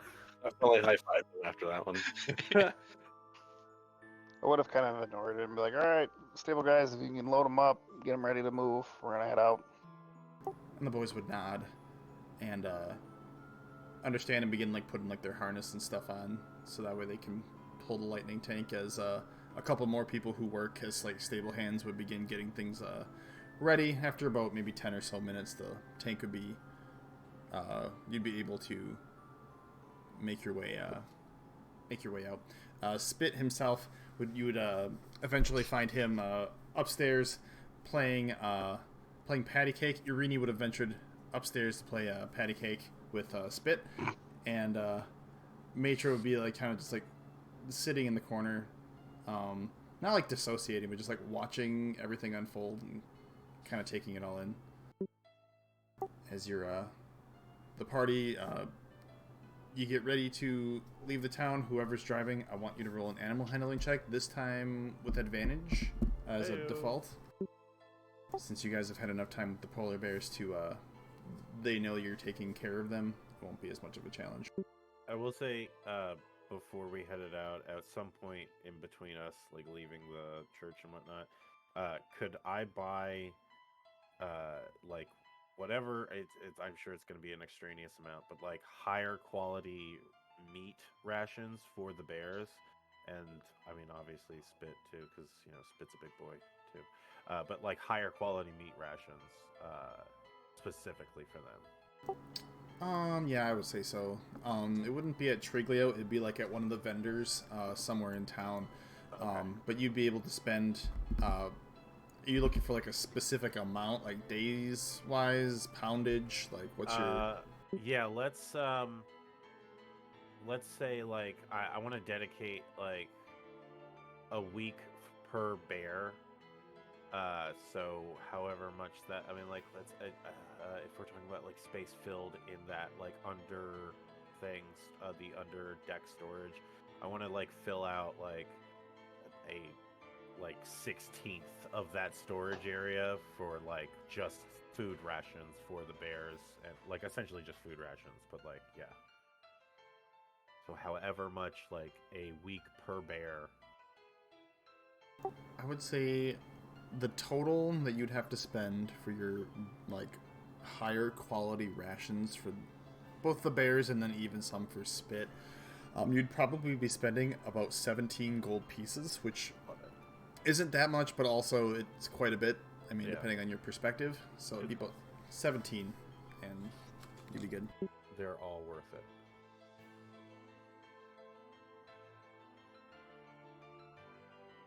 Yeah, cool. And that's I just sit. I still sit in front of the fireplace. Oh, didn't mean to do that. I mean, I did that at the Yeah. top of my day. It doesn't matter. You can delete it if you really want. Don't look at my book. If Alright. Spit's not driving and no one else would come to the front, I guess I would take the reins. Yeah, it's. I mean, Spit would be willing to drive if people wanted him to, but he wouldn't like because. Given like how most of the time he's not the one driving, he wouldn't default to that at this point. He would just assume that somebody else is going to, and if nobody wanted to, he would. Yeah, and you're able to get Ugg and Tug under control as you begin making your way out towards the southern gate of Targos. And the guard on duty would kind of wave you down and he'd probably ask basic questions about where you're planning on heading, and then allow you to go on your way since you're leaving the town. So to get to Easthaven, it'll be quite a trek. You'd be looking at about 15 miles, which means you'd be putting on at a half a mile an hour. It'd be about 30 hours. So it'd be about a day and a third, day and a fourth to get to Easthaven. For the sake of travel, I want 3 people to make. Let's do survival checks for me. Unless you really want to roleplay something out along the way. I am okay at survival. Since I'm Yeah, I driving, can do should it. I just do one as well? I will allow you to be one of the people who makes one if you want. Just normal survival rules. It'd be just normal survival rules, yep. Sweet. Okay, apparently everybody. Yes. Did I accidentally hit double click? Yeah. Oh, I got a sign. Okay. So as the party begins making their way, you would, after your first bout, it'd be a nighttime when you reach Bryn'Shander. You could, if you wanted to, spend the night in Bryn'Shander, but given that you've already had a long rest, I assume that you'd probably push on unless someone had a pressing matter they needed to go into the town for. I would say at that point, Big Tune, really the only thing, like, you know that you're on the right track. You're on the Eastway, which is the trade route between Bryn'Shander and Easthaven. Keeping an eye out for things and just making sure that, you know, you guys stay on the course. You have very little issues getting through Bryn'Shander. Even bringing up the second one as you're continuing to drive, you feel yourself getting kind of tired, and about halfway to Easthaven, you see, or you begin to kind of, what's the word I'm looking for? Doze off, and between Spit and Irini, one of them kind of takes over as they have to navigate back onto the roadway. You guys taking a bit of a detour into some deeper snow, slowing your travels by about another hour or so, just getting back out onto the roadway. And then Athros, as you kind of take out the lookout position on your way to Easthaven, you guys taking time to take one more long rest, which means, oh no, if you wanted to recreate Gebetto, you could. Or if you had something else you wanted to do, you would have the ability to. Anybody in the party, if you have a long rest thing you need to do, you can. It would be going into the evening, actually be probably early morning when you would reach Easthaven after taking time to stop. As the sun itself would not be quite cresting its low horizon yet. Maybe about 4 to 5 a.m. On the 19th it would be. Ooh. Early in the morning.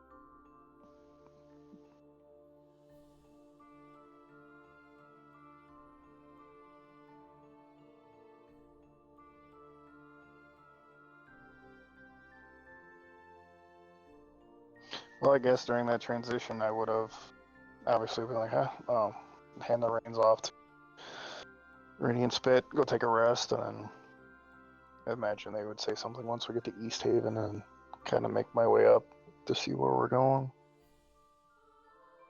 And say, let's just go to the stables and figure out what to do here.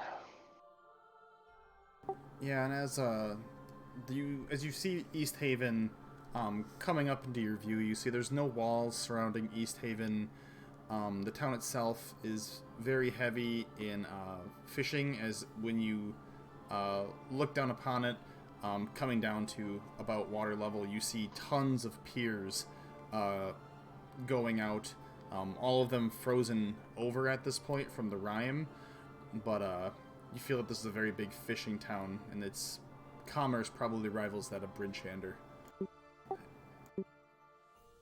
As you make your way into town,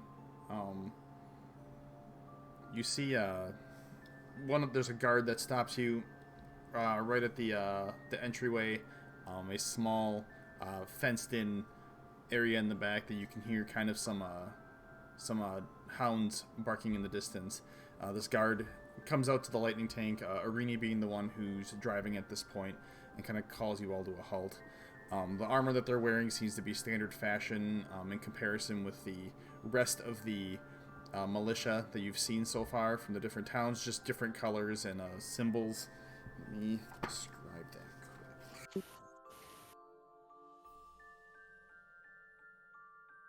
The symbols for Easthaven being what looks like a tower of some sort, a white tower with a 6-pointed snowflake at the top, not to be confused with Oral's symbol. It's a different design, not having a correlation.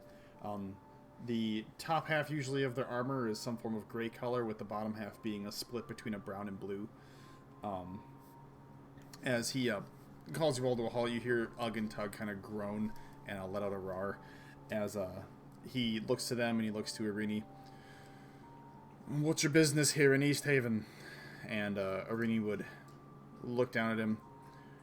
We heard that there was someone who, there were some fishermen missing, and the sheriff over in Bryn'Shander put in a good word that we were here to help. And the guard would look to her and look to the bears. They're not going to cause any trouble.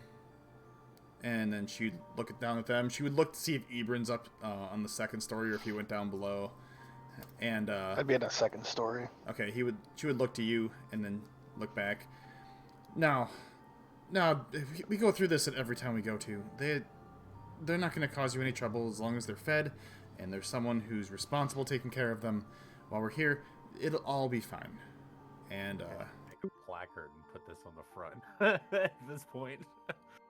A little vest or something on top of it. It's just like we're friendly, but also not. Yeah, we're service animals, please don't touch. Yeah, there you go. And the guard would look at anybody who's on the top story. So I think it'd be for sure Spit, Irini, Ibrin, and Matra would also be up there if anybody else is too fantastic. Otherwise, I just assume people hang out down below. Well, the stables are down to the south. There's a small passageway once you get into town. I can't let them run rampant, but keep them at the stables and you'll be fine. I'll make sure that the guards in town know, and you can go about your business. Thank you for heeding our call. And he would take a couple steps back and let you on your way as the tank itself begins to make its way into town, following the little side roadway that he had mentioned over to the stables. The usual procedure, you're able to drop the bears off, and your tank itself being kind of set up alongside where there are like a ton of other wagons from other traveling groups. These stables being a bit more full than that of Targos, and a bit more full than when you were last in Bryn'Shander as well, but you don't feel you're anywhere near peak capacity at this point, as welcome to Easthaven.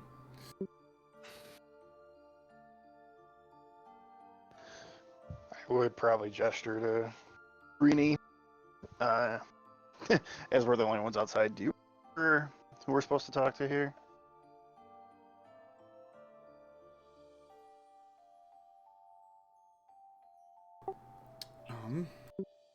Probably just head to the town hall, huh?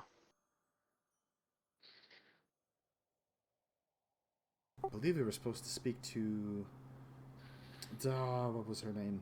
I think her name was Indra. She was the captain of the town guard. They probably have a station, my guess is either in town hall or in that building that we passed on the way here. I would kind of call down everybody else. We're at Easthaven. Y'all ready to go to the town hall? Sure. I gather my equipment together and put all my stuff. Put Gebetto in my pocket. Recreated. And yeah, I quietly head out of the tank. Okay.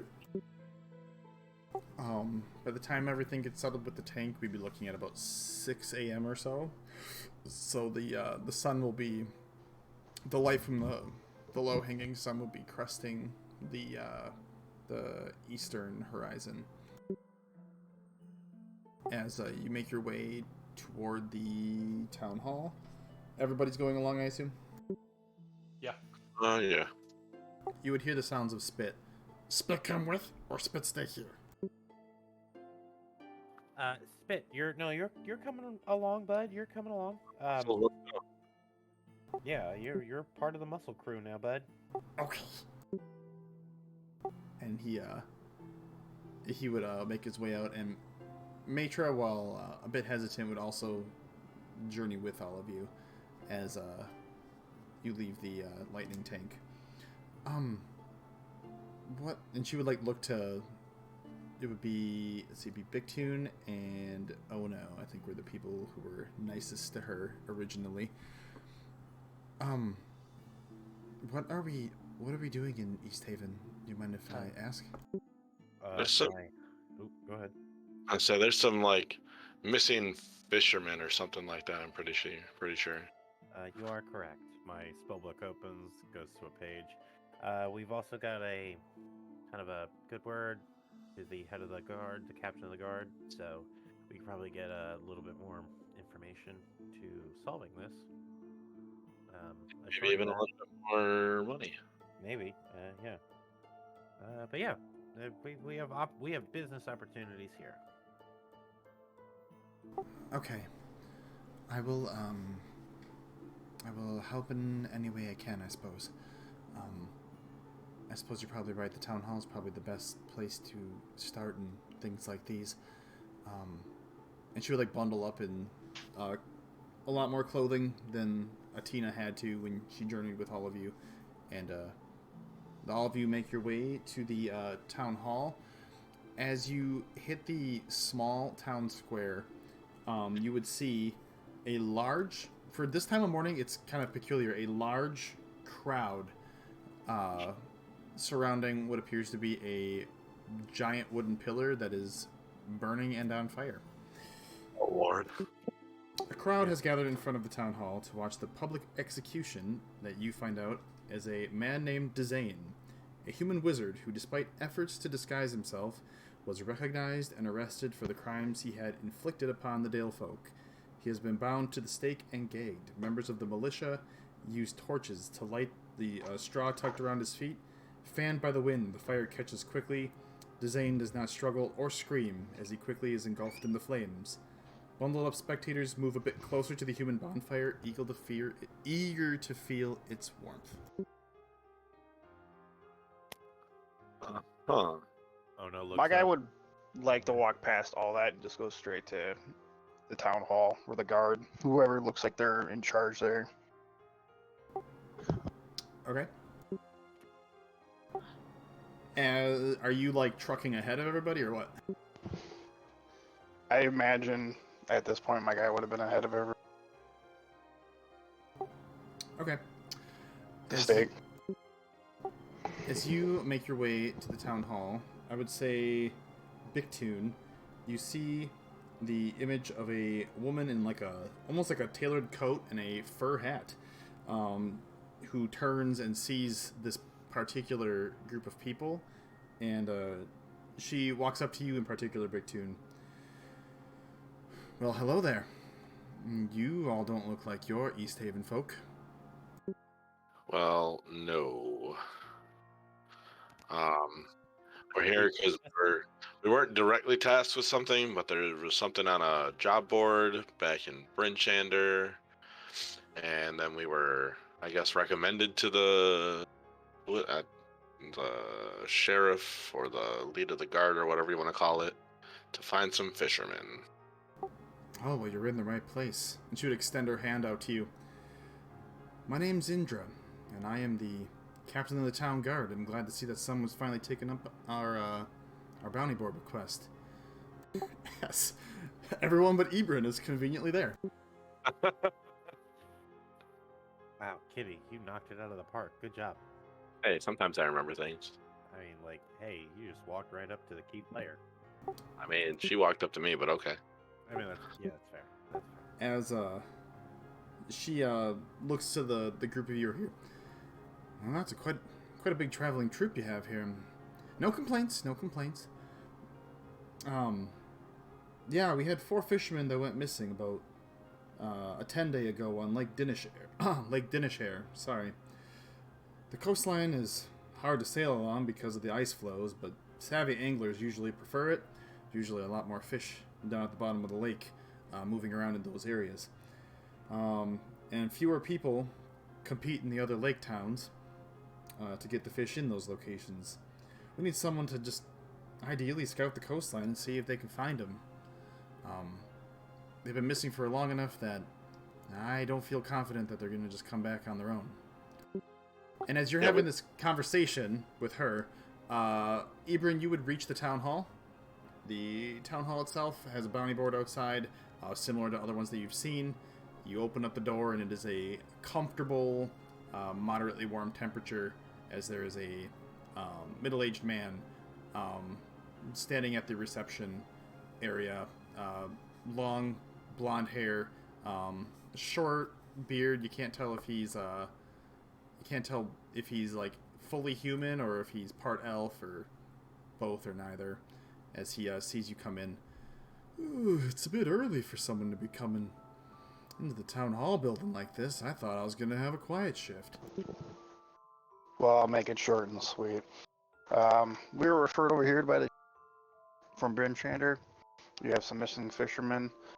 We're just kind of curious what the bounty is for that, and a few other questions to kind of see how your city operates compared to everywhere else.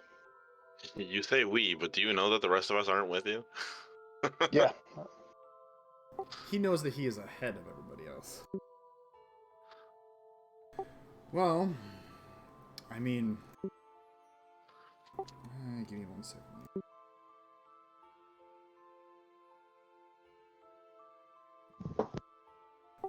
Monetary wise, I don't remember seeing an item on the actual the quest ad that we had for this particular item. But if you speak to Imdra, I'm sure she could answer your questions for you since it's her quest. we can do that. Otherwise, who else is in charge of this here besides her? And who else is in charge of the town, or what do you mean? Right. Who else is in charge of the town? You know, you've got a man burning outside. Some sort of hierarchy, like everywhere else. Yeah, our speaker's name is Daneth. Daneth Whalen. He's a good man, very humble, and owns his mistakes. He's very forthright, but yeah, he'd be the one who, if you're looking to speak to somebody else, so another yawn, you're probably gonna want to talk to him or Imdra. They could answer your questions. And is he here today? Well, he's here, but he's not available yet. Well, it's very early in the morning. I don't foresee him being here for another hour or two. My guy would just kind of nod his head, like in appreciation, and walk outwards, back outside. Alright, and as you walk outwards, you would see at the edge of this burning person, the smell of burnt flesh now hitting your nose from the wind. You would see the party talking to a woman in a long coat and a fur hat off in the distance. As we return to that, if you were making your way their direction, you would come in sometime in the middle of this conversation. Yeah, I'd just hang in the back. Yeah, you were recommended by the sheriff over in Bryn'Shander, right? I think I remember getting a bird that had that information on it. Different than I thought you'd be. You mentioned that I think you go by the name the Broken. Is that correct? It's our preferred group name currently. Yeah, it's on the side of our vehicle. No big deal. We're kind of famous. Yeah, we are a band of adventurers ready to do the job. Did they leave out of a specific dock or anything? Now, when you say that we should be picking the coastline, like, can't anybody do that? I mean, we have people who kind of scour the coast for their usual routines, and we've sent out scouting parties before, and they've come back with no results.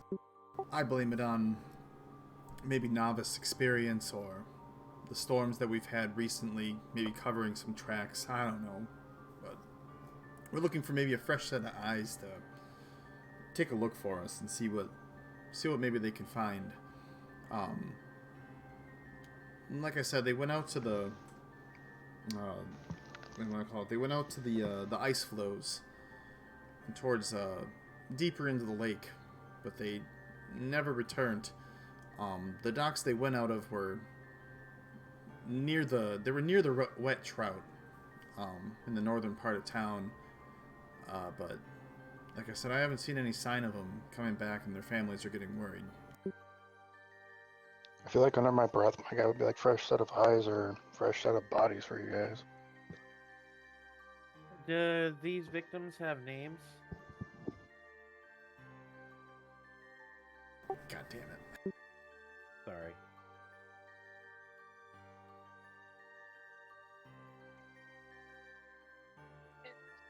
2 Dave seconds. 1, Dave 2, Dave 3, and Dave 4. Uh-huh.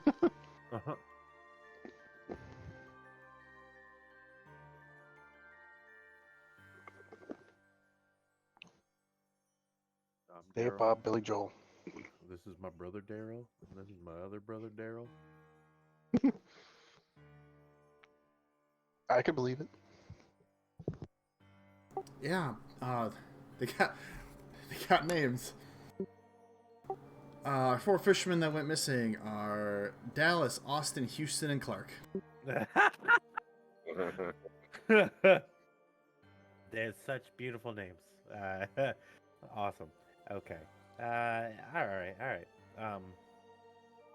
Do they have? I mean, just a generic vessel, or did they have a normal vessel? Were they working for like a certain company? No, they were working. The 4 of them run their own small stand every couple days here in town when they get enough fish to sell. They were using just a standard rowboat. Okay. They generally drag it to the edge of the ice, and then where the ice begins to thin, you can kind of push your ice in. You can push your boat into the water, and that'll take you out where they want to go. There are people though who use a single-sailed skiv to get across the ice. And it's just more so a boat that's better on ice than it is on land. To get places faster, but they themselves didn't use that. And it's just kind of weird that they haven't returned. And if they capsized, I mean, usually we find a body washed up on the ice. They don't sink very fast around here, or a sign of the boat or something. And there's, to my knowledge, nothing hostile in the waters that could have eaten them. It's a bit weird. So I would imagine you have a boat for us to use to find these missing fishermen, along with a reward upon information or their return, correct? Yeah, I got a couple things that I could give a person if you guys confirm what happened when you get back. I do have a boat you can borrow. We have a skiv that we keep generally on hand in case someone needs to be rescued. It'd be kind of fitting in this situation, but it would remove that from duty if you need it.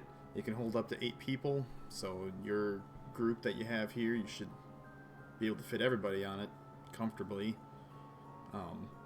But I got some items that might interest you when you get back, but I'll leave that up to your own thoughts until we get that far.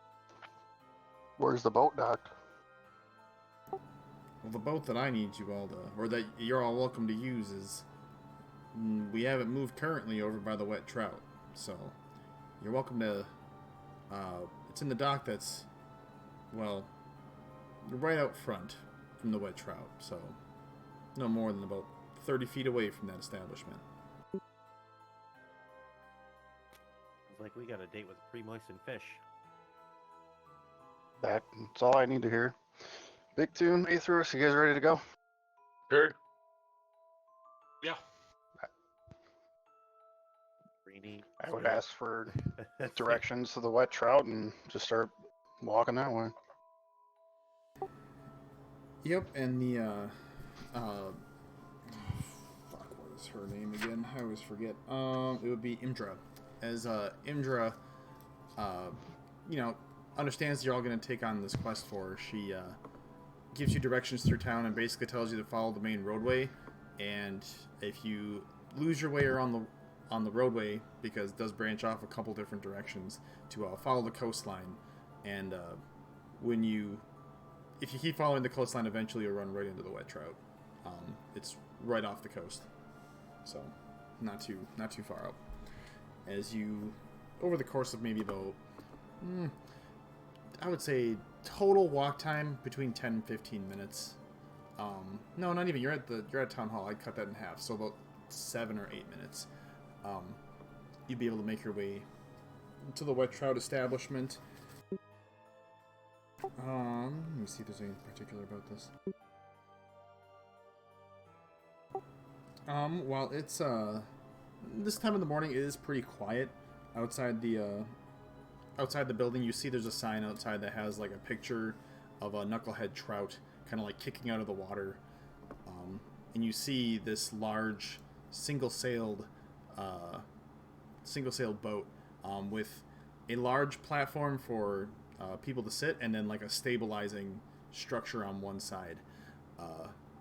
As you are, there's no one manning the boat. It's currently attached to the docks by a set of ropes to kind of just keep it in place from the wind.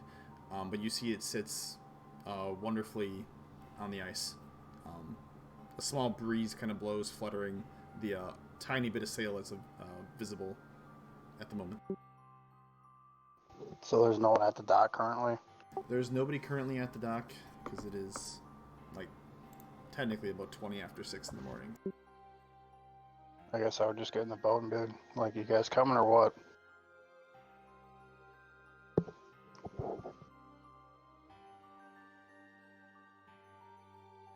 I take a deep breath, blink, and walk onto the vessel. Yep, I'll hop right on. There's literally like no harbor master anywhere. Like nobody. I know it's early, but like nobody cares about this. You would have seen like a harbor master on your way to the wet trout on the in the more the area of the town where there were a bit more docks who were barking orders to some people who were heading out for the morning. But this area of town seems to not have that level of like awoken and movement at this time in the morning. It seems to be a bit of a late start. Like I theft of a boat has probably got to get you burned at the stake too. Like that's just. I hope we can talk our way out of this one. And if not, we'll just say it was Ebron. I don't think that makes. I mean, he was the first one in the boat. I don't think that makes it any better. That's not. Yeah, I guess. He's messing with us, so. This is like a catamaran style like sailboat, right? Yeah, basically. Is there any like, just off chance, is there any fishing equipment on the boat or around the dock? I'll make a perception check or whatever, investigation check or whatever. Yeah, go for it. As I accidentally, there we go. Gills, there you go. Investigation. Guidance.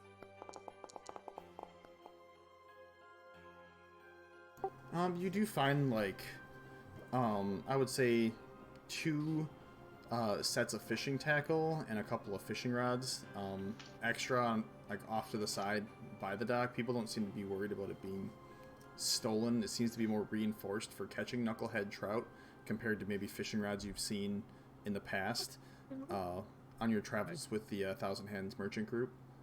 But I take them and with my quill I scribble like in their place, like I guess whatever wall they were resting, borrowing for fisherman investigation, be back soon, and then I just write like a really beautifully scripted B. okay. And then I walk back onto that. Okay, I just we might need these just in case.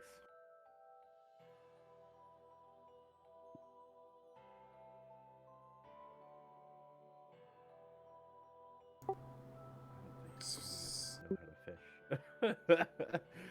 I like fish. Athros might know how to fish.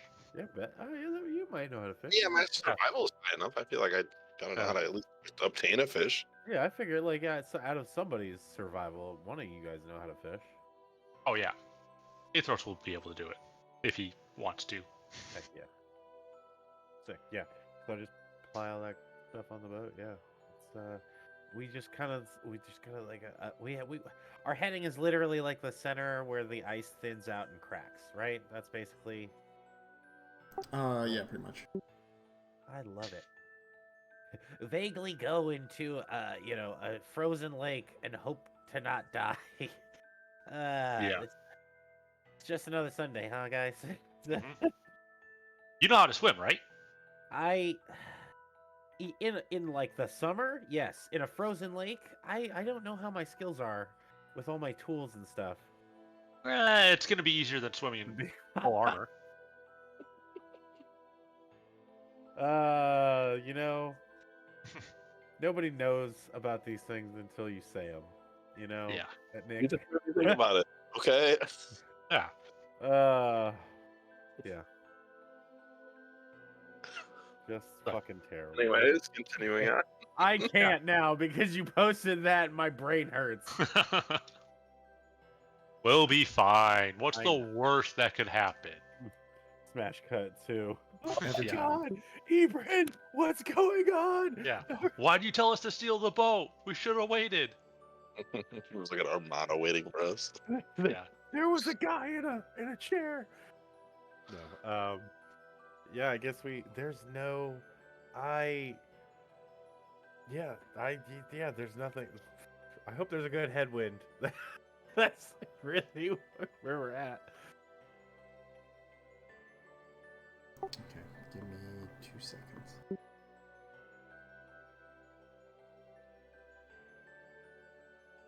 I mean, besides, like, has anybody operated a boat out of all of us?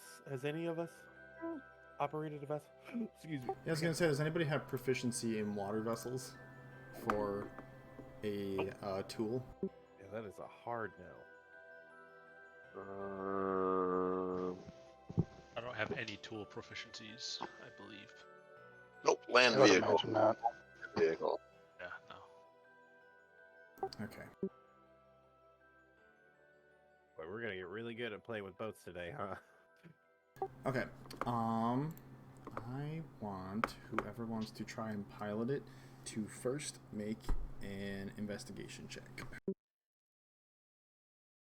I'll go for it. Yeah, I was about to say Aethros wants to, but the rest of the party might not want him to. All right. What's your investigation modifier? Not Minus great. 2. I got a +6 if you want me to take a stab at it. If you want to do the whole thing, sure. Yeah. I am. My investigation is high as well. Do you want to tag team this one and do an advantage? Yeah, that's fine. Then here I'll give you advantage. Go ahead and roll.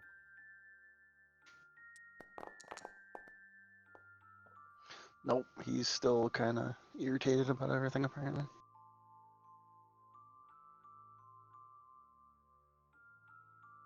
You're pulling at the anchor. That's the anchor. That's Ebrin. That's the thing that drag on the bottom of the water. Here, let me show you how to do it. Did I Uh-oh. do? Oh wait, did I? The wrong. Oh my god, had you rolled it, I was about to 10 pee out my of 10. pants. Yeah. Yeah, you both seem to struggle to get the vessel to even move once you have it unhooked from the side of the dock. As you feel a wind beginning to pick up. Let's see if Arlene you roll. You know what? No, in this instance, Matra would actually come up. I have a little bit of experience sailing. That this might be something similar, I suppose. Yeah. Let me try once. Smell.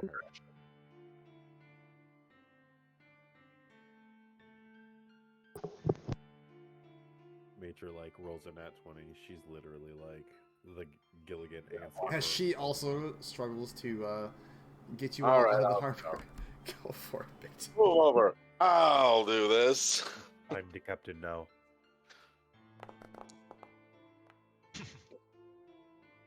We're not allowed to go anywhere, I guess. Collectively, as a group, all of you struggle so much that the wind catches the sail and you all begin moving, but you're not sure if it is in the right direction. Oh my goodness gracious! All right, everybody, have a seat. Just relax. Sit down. Just sit down. I'm gonna guide myself.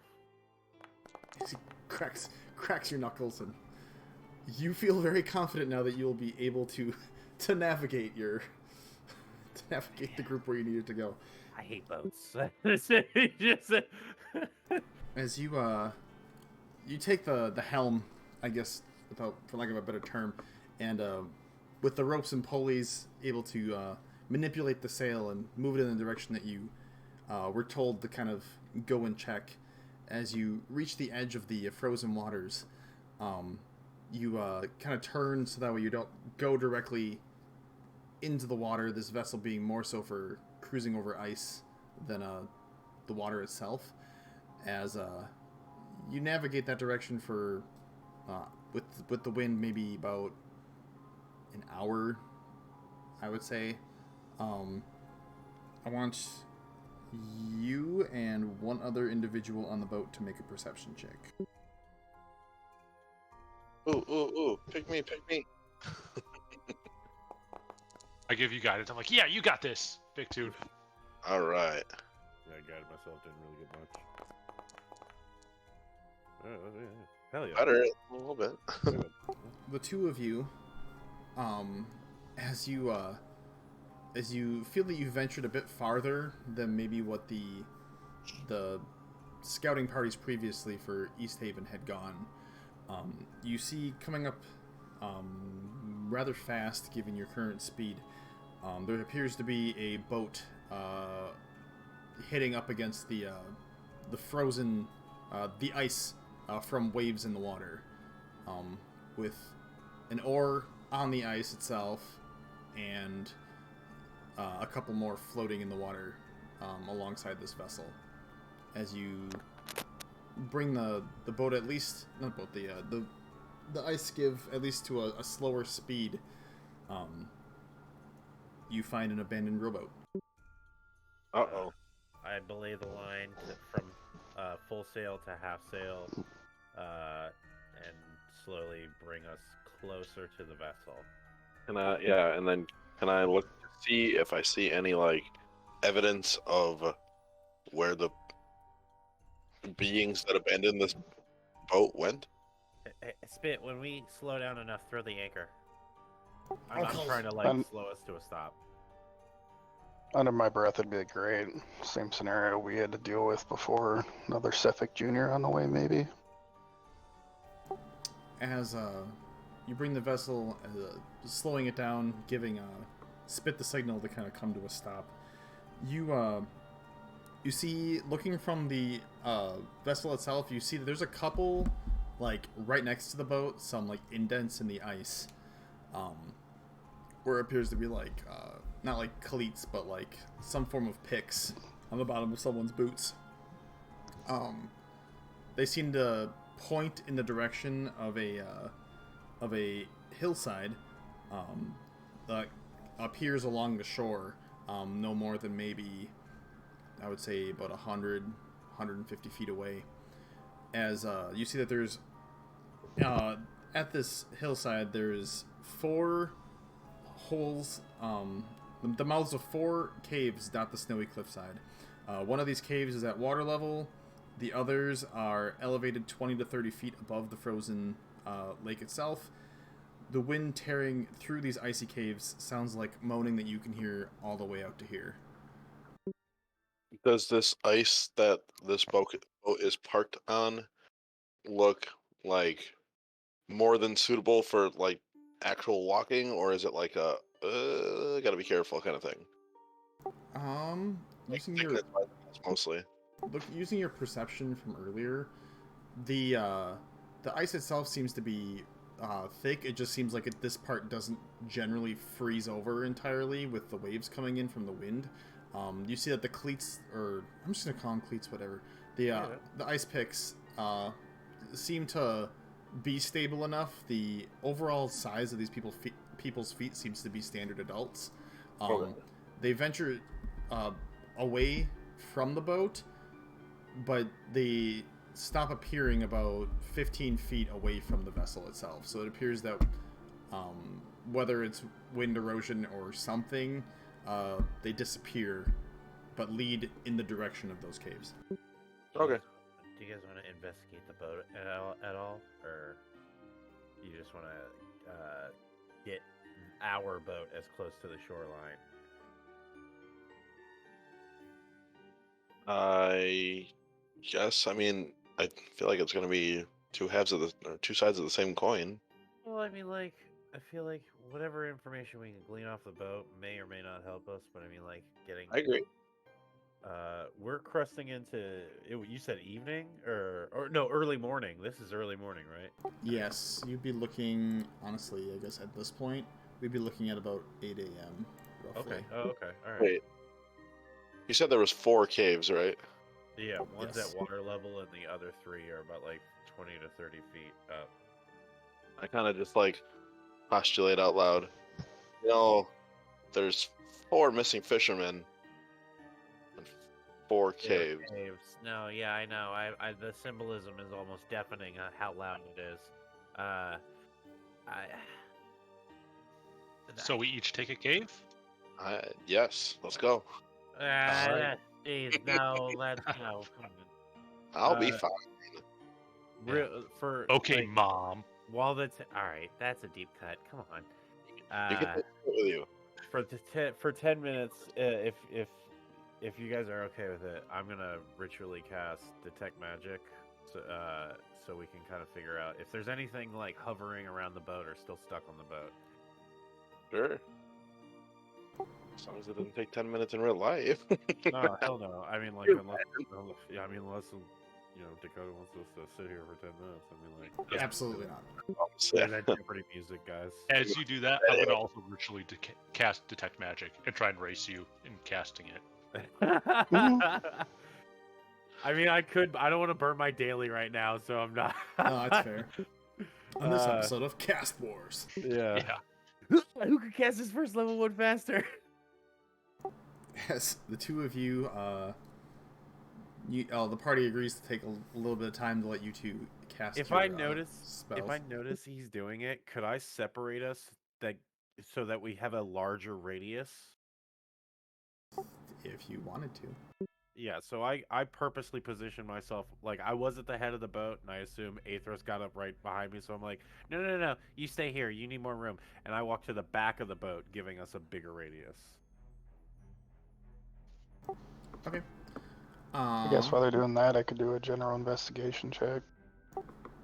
You could. All right. As the two of you looking for magical presence and Ebrin looking for just general things up at the boat.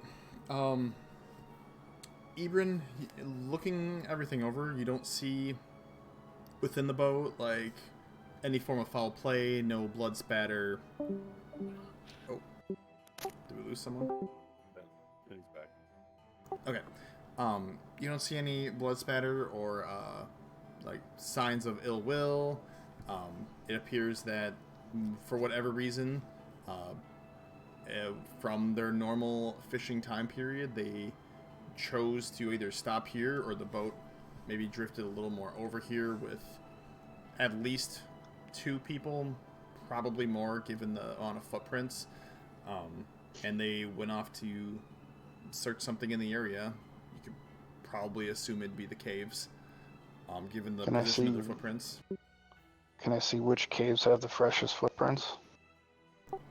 It would require you to go up to the caves, which are about 100 and some feet away right now. If you wanted to, during that 10 minutes, you are more than welcome to. I guess I would gesture to Bictune and Arini. I'm gonna see where these tracks go. If one of you wants, can.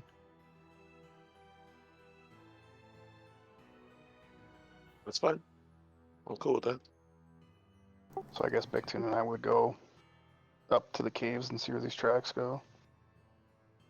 Okay.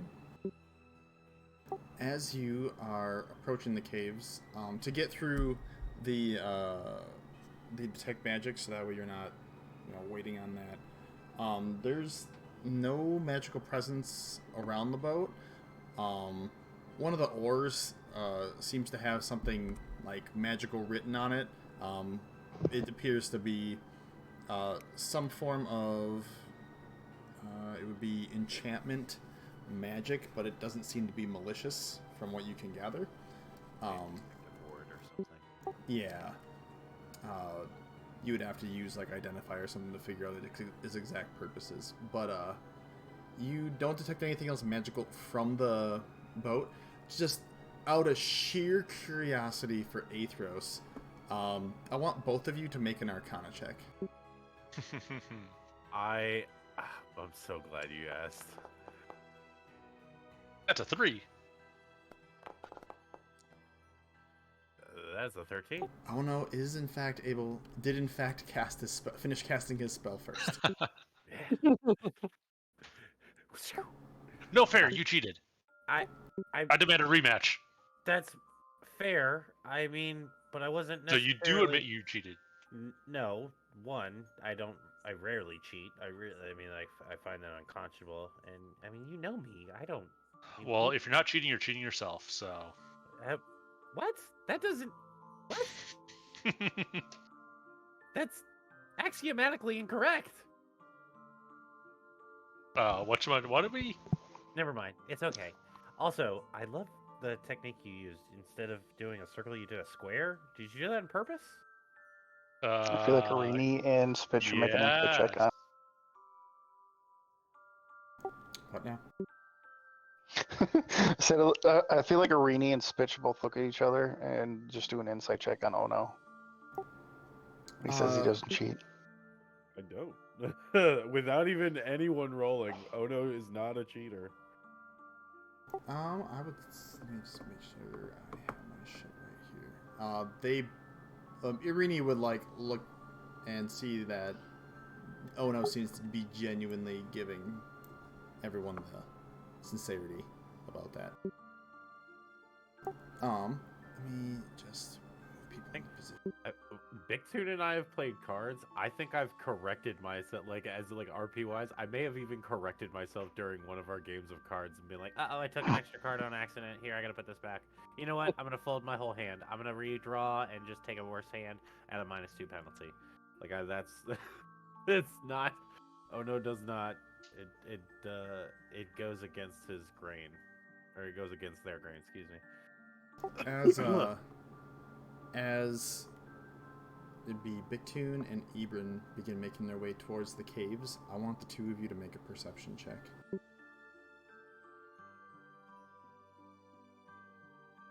Do one of us get advantage since we're next to each other? Nope. I want Sorry, what both kind of you to make individual investigation or perception checks. Perception, okay.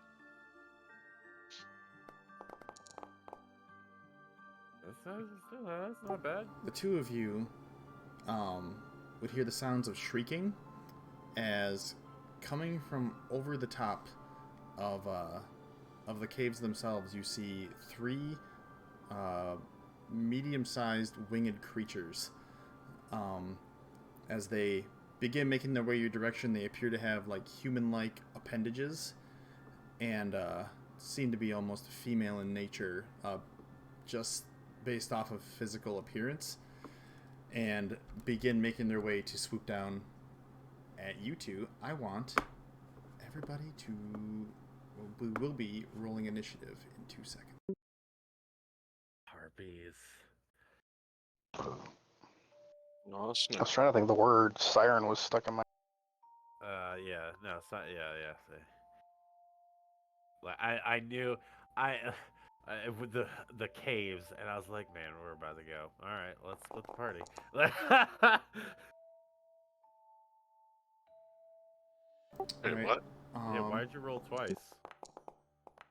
Yeah, why am I on twice? Why are you rolling twice? Also, how did you roll twice? I don't know. I just said... I was like, I just hit normal. Oh, I know what happened. Hold on. Hold on. Well, I my hope it first wasn't one was my my ability better one. to screw it up. I was like, for Aethros that makes sense, but for everybody else it does not. Yeah.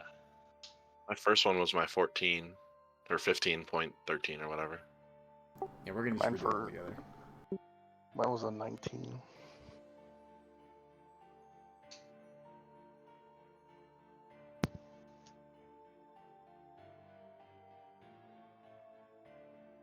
Was a reroll then? Yes, re-roll it for me and see if that fixed it. What the fudge? Okay, I don't know why it's being stupid. I thought I fixed it. Turns out that was a lie. We're using the tokens roll. So go ahead and roll, and apparently I will have to just remove your character portraits roll. Yeah, wait. Oh, You should How be... do I re- I'm afraid to roll Re-roll. initiative. Okay, try going to the Harpy battle page. It should be open on your map now. Okay. Try doing it just from there. I'm wondering if it's rolling on both because we're on 2 different scenes. Okay. So let me do that, and then normal roll. Could you refresh mine so I can reroll I them? got a single roll. I That think might you're have been it. Okay, stuck with everybody try again. One more time. maybe not. Yeah, you have to go to the Harpy page. It Yeah, just I Okay. did think the that's one what roll it for me. was. Yeah, So 'cause now it's you not all doing roll it now. fantastic. Before you had like 10s. Except for me. Yeah, except for you. I literally just halved mine. And then Athros, did you want to use your ability to reroll again? That was with advantage already. Okay, perfect. I was able to hit the advantage button for initiative. Oh, nice. Wicked. Last time that was giving you the business, wasn't it? Yes, it was Yeah. annoying. Hell yeah. That's a lot of freaking dice, dude. Okay. It's just like the goblin fight too, where it's just like it's like okay. Well, I mean, twice 2 this. of them were allies that time, so... Yeah. Well, actually, one of them was for Urbini too, so 3 of them were allies. Okay. So you would see... Bring them all visible. 3 harpies making their way towards the party, preparing to attack. Let's see. We have 10 minutes left. I'd say we could probably get through 1 round of combat, and then we'll have to pick this up next time. As... Ebrin. Unless the party wants to stop. It's entirely up to you. We can get through 1 round of combat, or we could stop. It's your choice. Let's do the 1 round at least.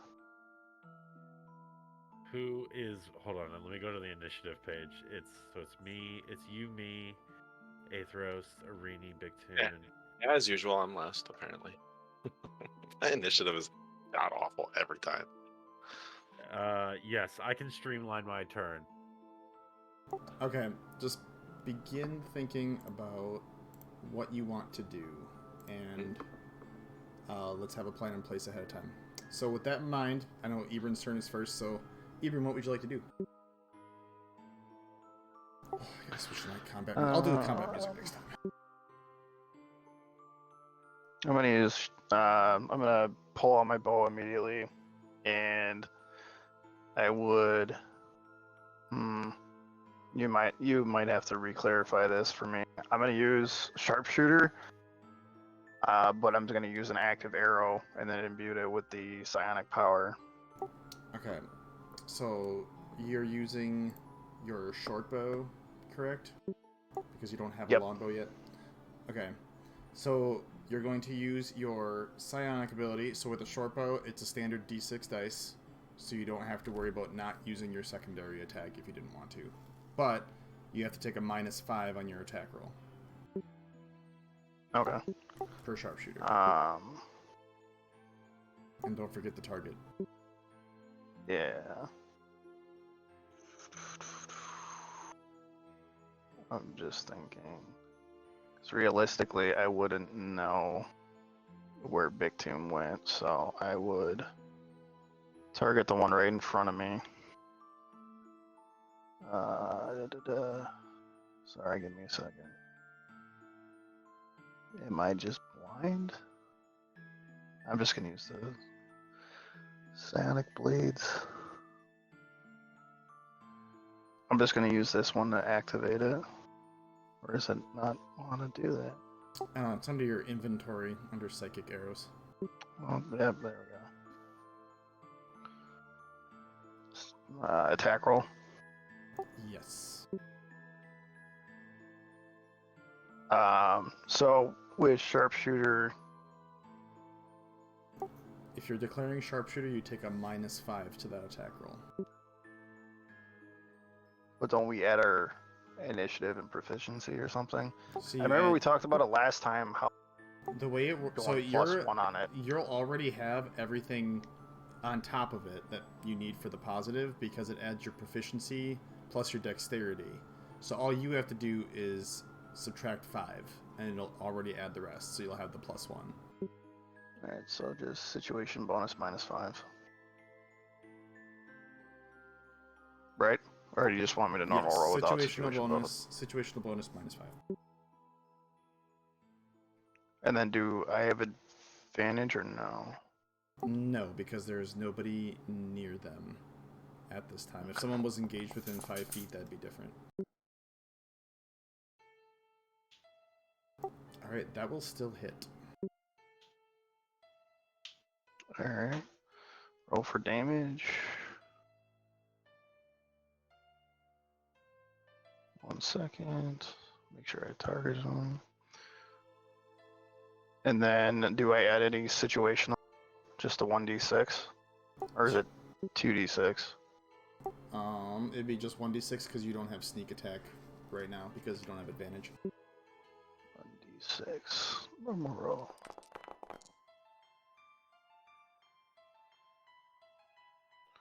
And then I would reload the second arrow to do the verse.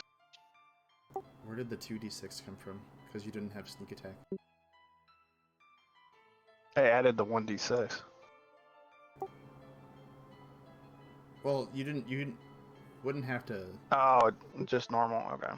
Yeah, there's no d6 extra. It's just the standard d6 damage. So Gotcha. 8 damage.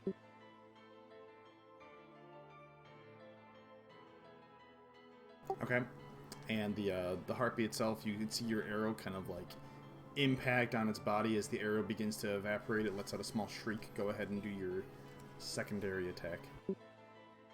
But did that include his sharpshooter damage? Because he took. Oh wait, no, it did include the. It did not include the 10. It's missing Its a scream little was bit a of little bit more than what Yeah. It started off low and then just got intense. And Yeah, nope, you're right. I added the damage now, so it's reflecting appropriately. Thank so you I for had that. 18 the first arrow. Yep. And then attack, just still the -5 for sharpshooter, or is not. So you can Normal. use it with your secondary attack if you want to. I just need you to declare whether or not you're going to use it. Yeah, I would still use it for my second attack. Okay, as you kind of ready another psychic arrow, this one with a little less punch than your first one, go ahead and make an attack.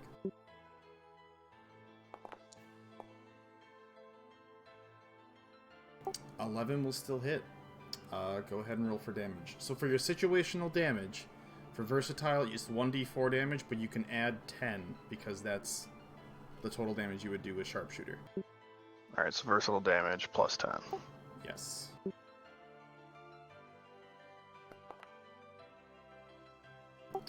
For an additional 18 damage.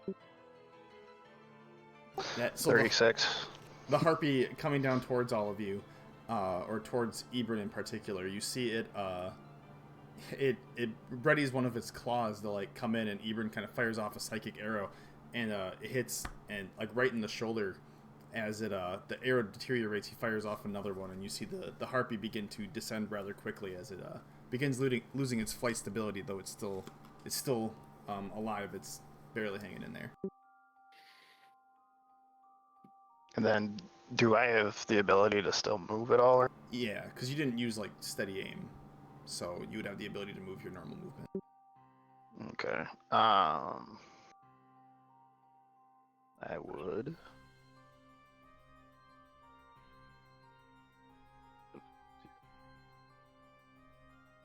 I would just go back the 6 spaces or 30 feet. Running away. Okay. And then that's pretty much all I can do, so I would end my turn. Okay. So that'll bring us to our first harpy.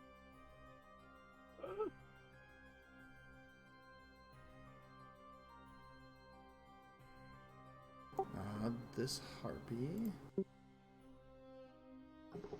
is going to use its luring song ability.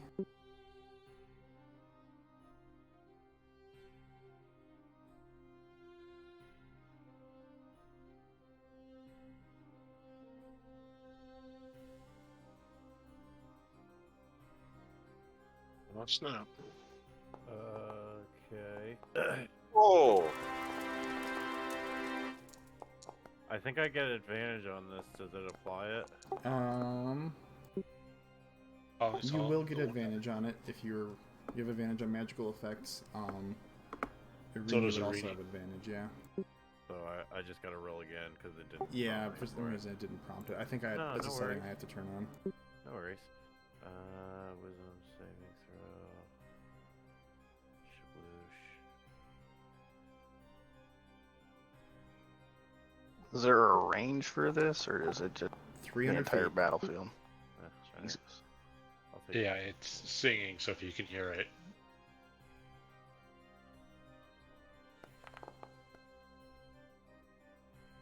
Alright, let me see. Oh, good job, almost everybody.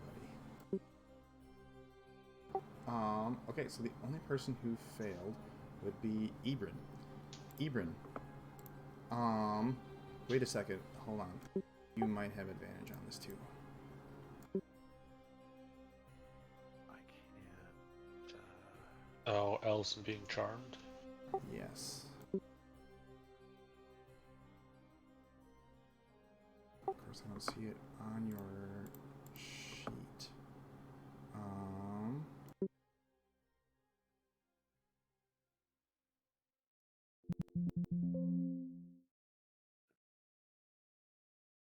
Yeah.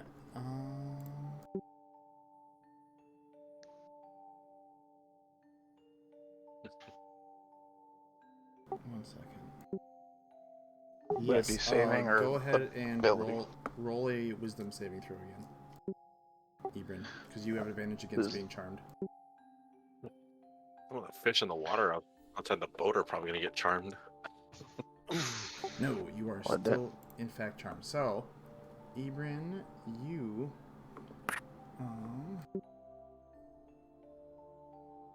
Alright. While charmed by the harpy, a target is incapacitated and ignores songs from other harpies. If the charmed target is more than 5 feet away from the harpy, they must move on its turn towards the harpy by the most direct route. Trying to get within 5 feet, it does not avoid opportunity attacks, but poor moving, damaging terrain such as lava. Okay, so it knows not to go into like lava or a pit, but you have to make your direction towards the harpy that is on the northernmost part of the map. I could still attack, though. You are The harpy, correct? You are incapacitated and ignore songs of other harpies. Yeah, Can't take actions or reactions. Yeah, The only thing you can do is move towards the harpy as of right now. Yeah. And at the end of your turn, I think he gets to make a saving Yep. throw, right? At the end of each of his turns, he gets to make a saving throw. Sick. As the entire map becomes green. That's what I'm saying. Yeah, Oh, that's the range. the water probably got charmed. Let's see. I believe that is. Yeah, so that takes up its action, so it won't be able to do much else. It's going to fly in the air, in order to avoid being attacked by the people on the ground, and it'll move towards the party. How high is it flying? It'll be a total of 15 feet up in the air right now. Okay. Okay, and that'll be its turn, which will... Okay, but there is another harpy who, seeing the rest of the party succeed on that attack, is going to attack everybody but Ebrin with their own song.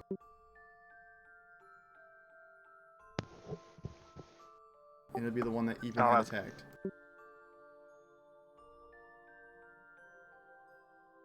So I don't have to do wisdom saving throws again. You will not need to, but everybody will have to roll a wisdom saving throw for me. I want to see if I can get it to automatically prompt.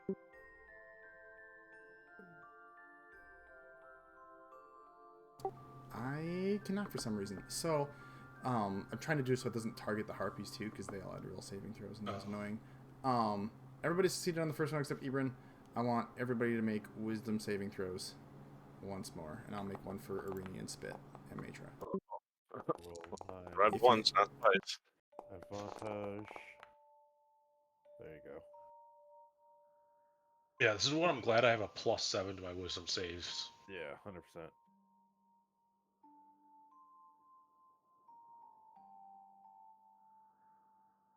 Well, it's not like I'm going to be able to do much to him anyway if they keep flying, so. Jump attack. I don't think I can jump that high. Well, how long is your sword? 5 feet? Nah. Where you Probably at? not even. Alright, so everybody get it. except for Big Toon succeeds on their saving throw. So Big Toon, Ugh. you have to make your direction, make your movement towards the bloodied and the harpy that's in the lower part of the map. Alright. Wow. And you are incapacitated, which means that the only thing you can do is move towards them. Yep. Okay. And that'll be their turn, which will bring us to Ono. Okay. Alright, so that doesn't change anything. I'm gonna have to do exactly that. So we target real quick. Select targets. That one fly up. This guy. Hold on, before we make that, I actually am not able to continue going for today. Oh damn! I had a speed round. I'll give you. I will get like this will give you. No, you're good. I You're didn't good. mean I can to wait. cut. I thought we could make it through another one. I didn't realize how long the rounds were going to take. No, you're good. I can wait. I'll wait. But I'm going to. We'll pause it here, and we'll pick it up mid round with Ono being the person on deck. This will give you everybody a little bit of time to plan. I actually have to go take care of something, so I won't even be able to hang around today. So I will. We'll see you all next week. If you guys need to plan, I mean, obviously, I know you guys do that outside anyway, which is totally fine. And if we're able to play next week, great. I'll send out a reminder. If not, oh well, we'll figure it out. But I'll see you all later. Okay. Alright, later. Arrivederci.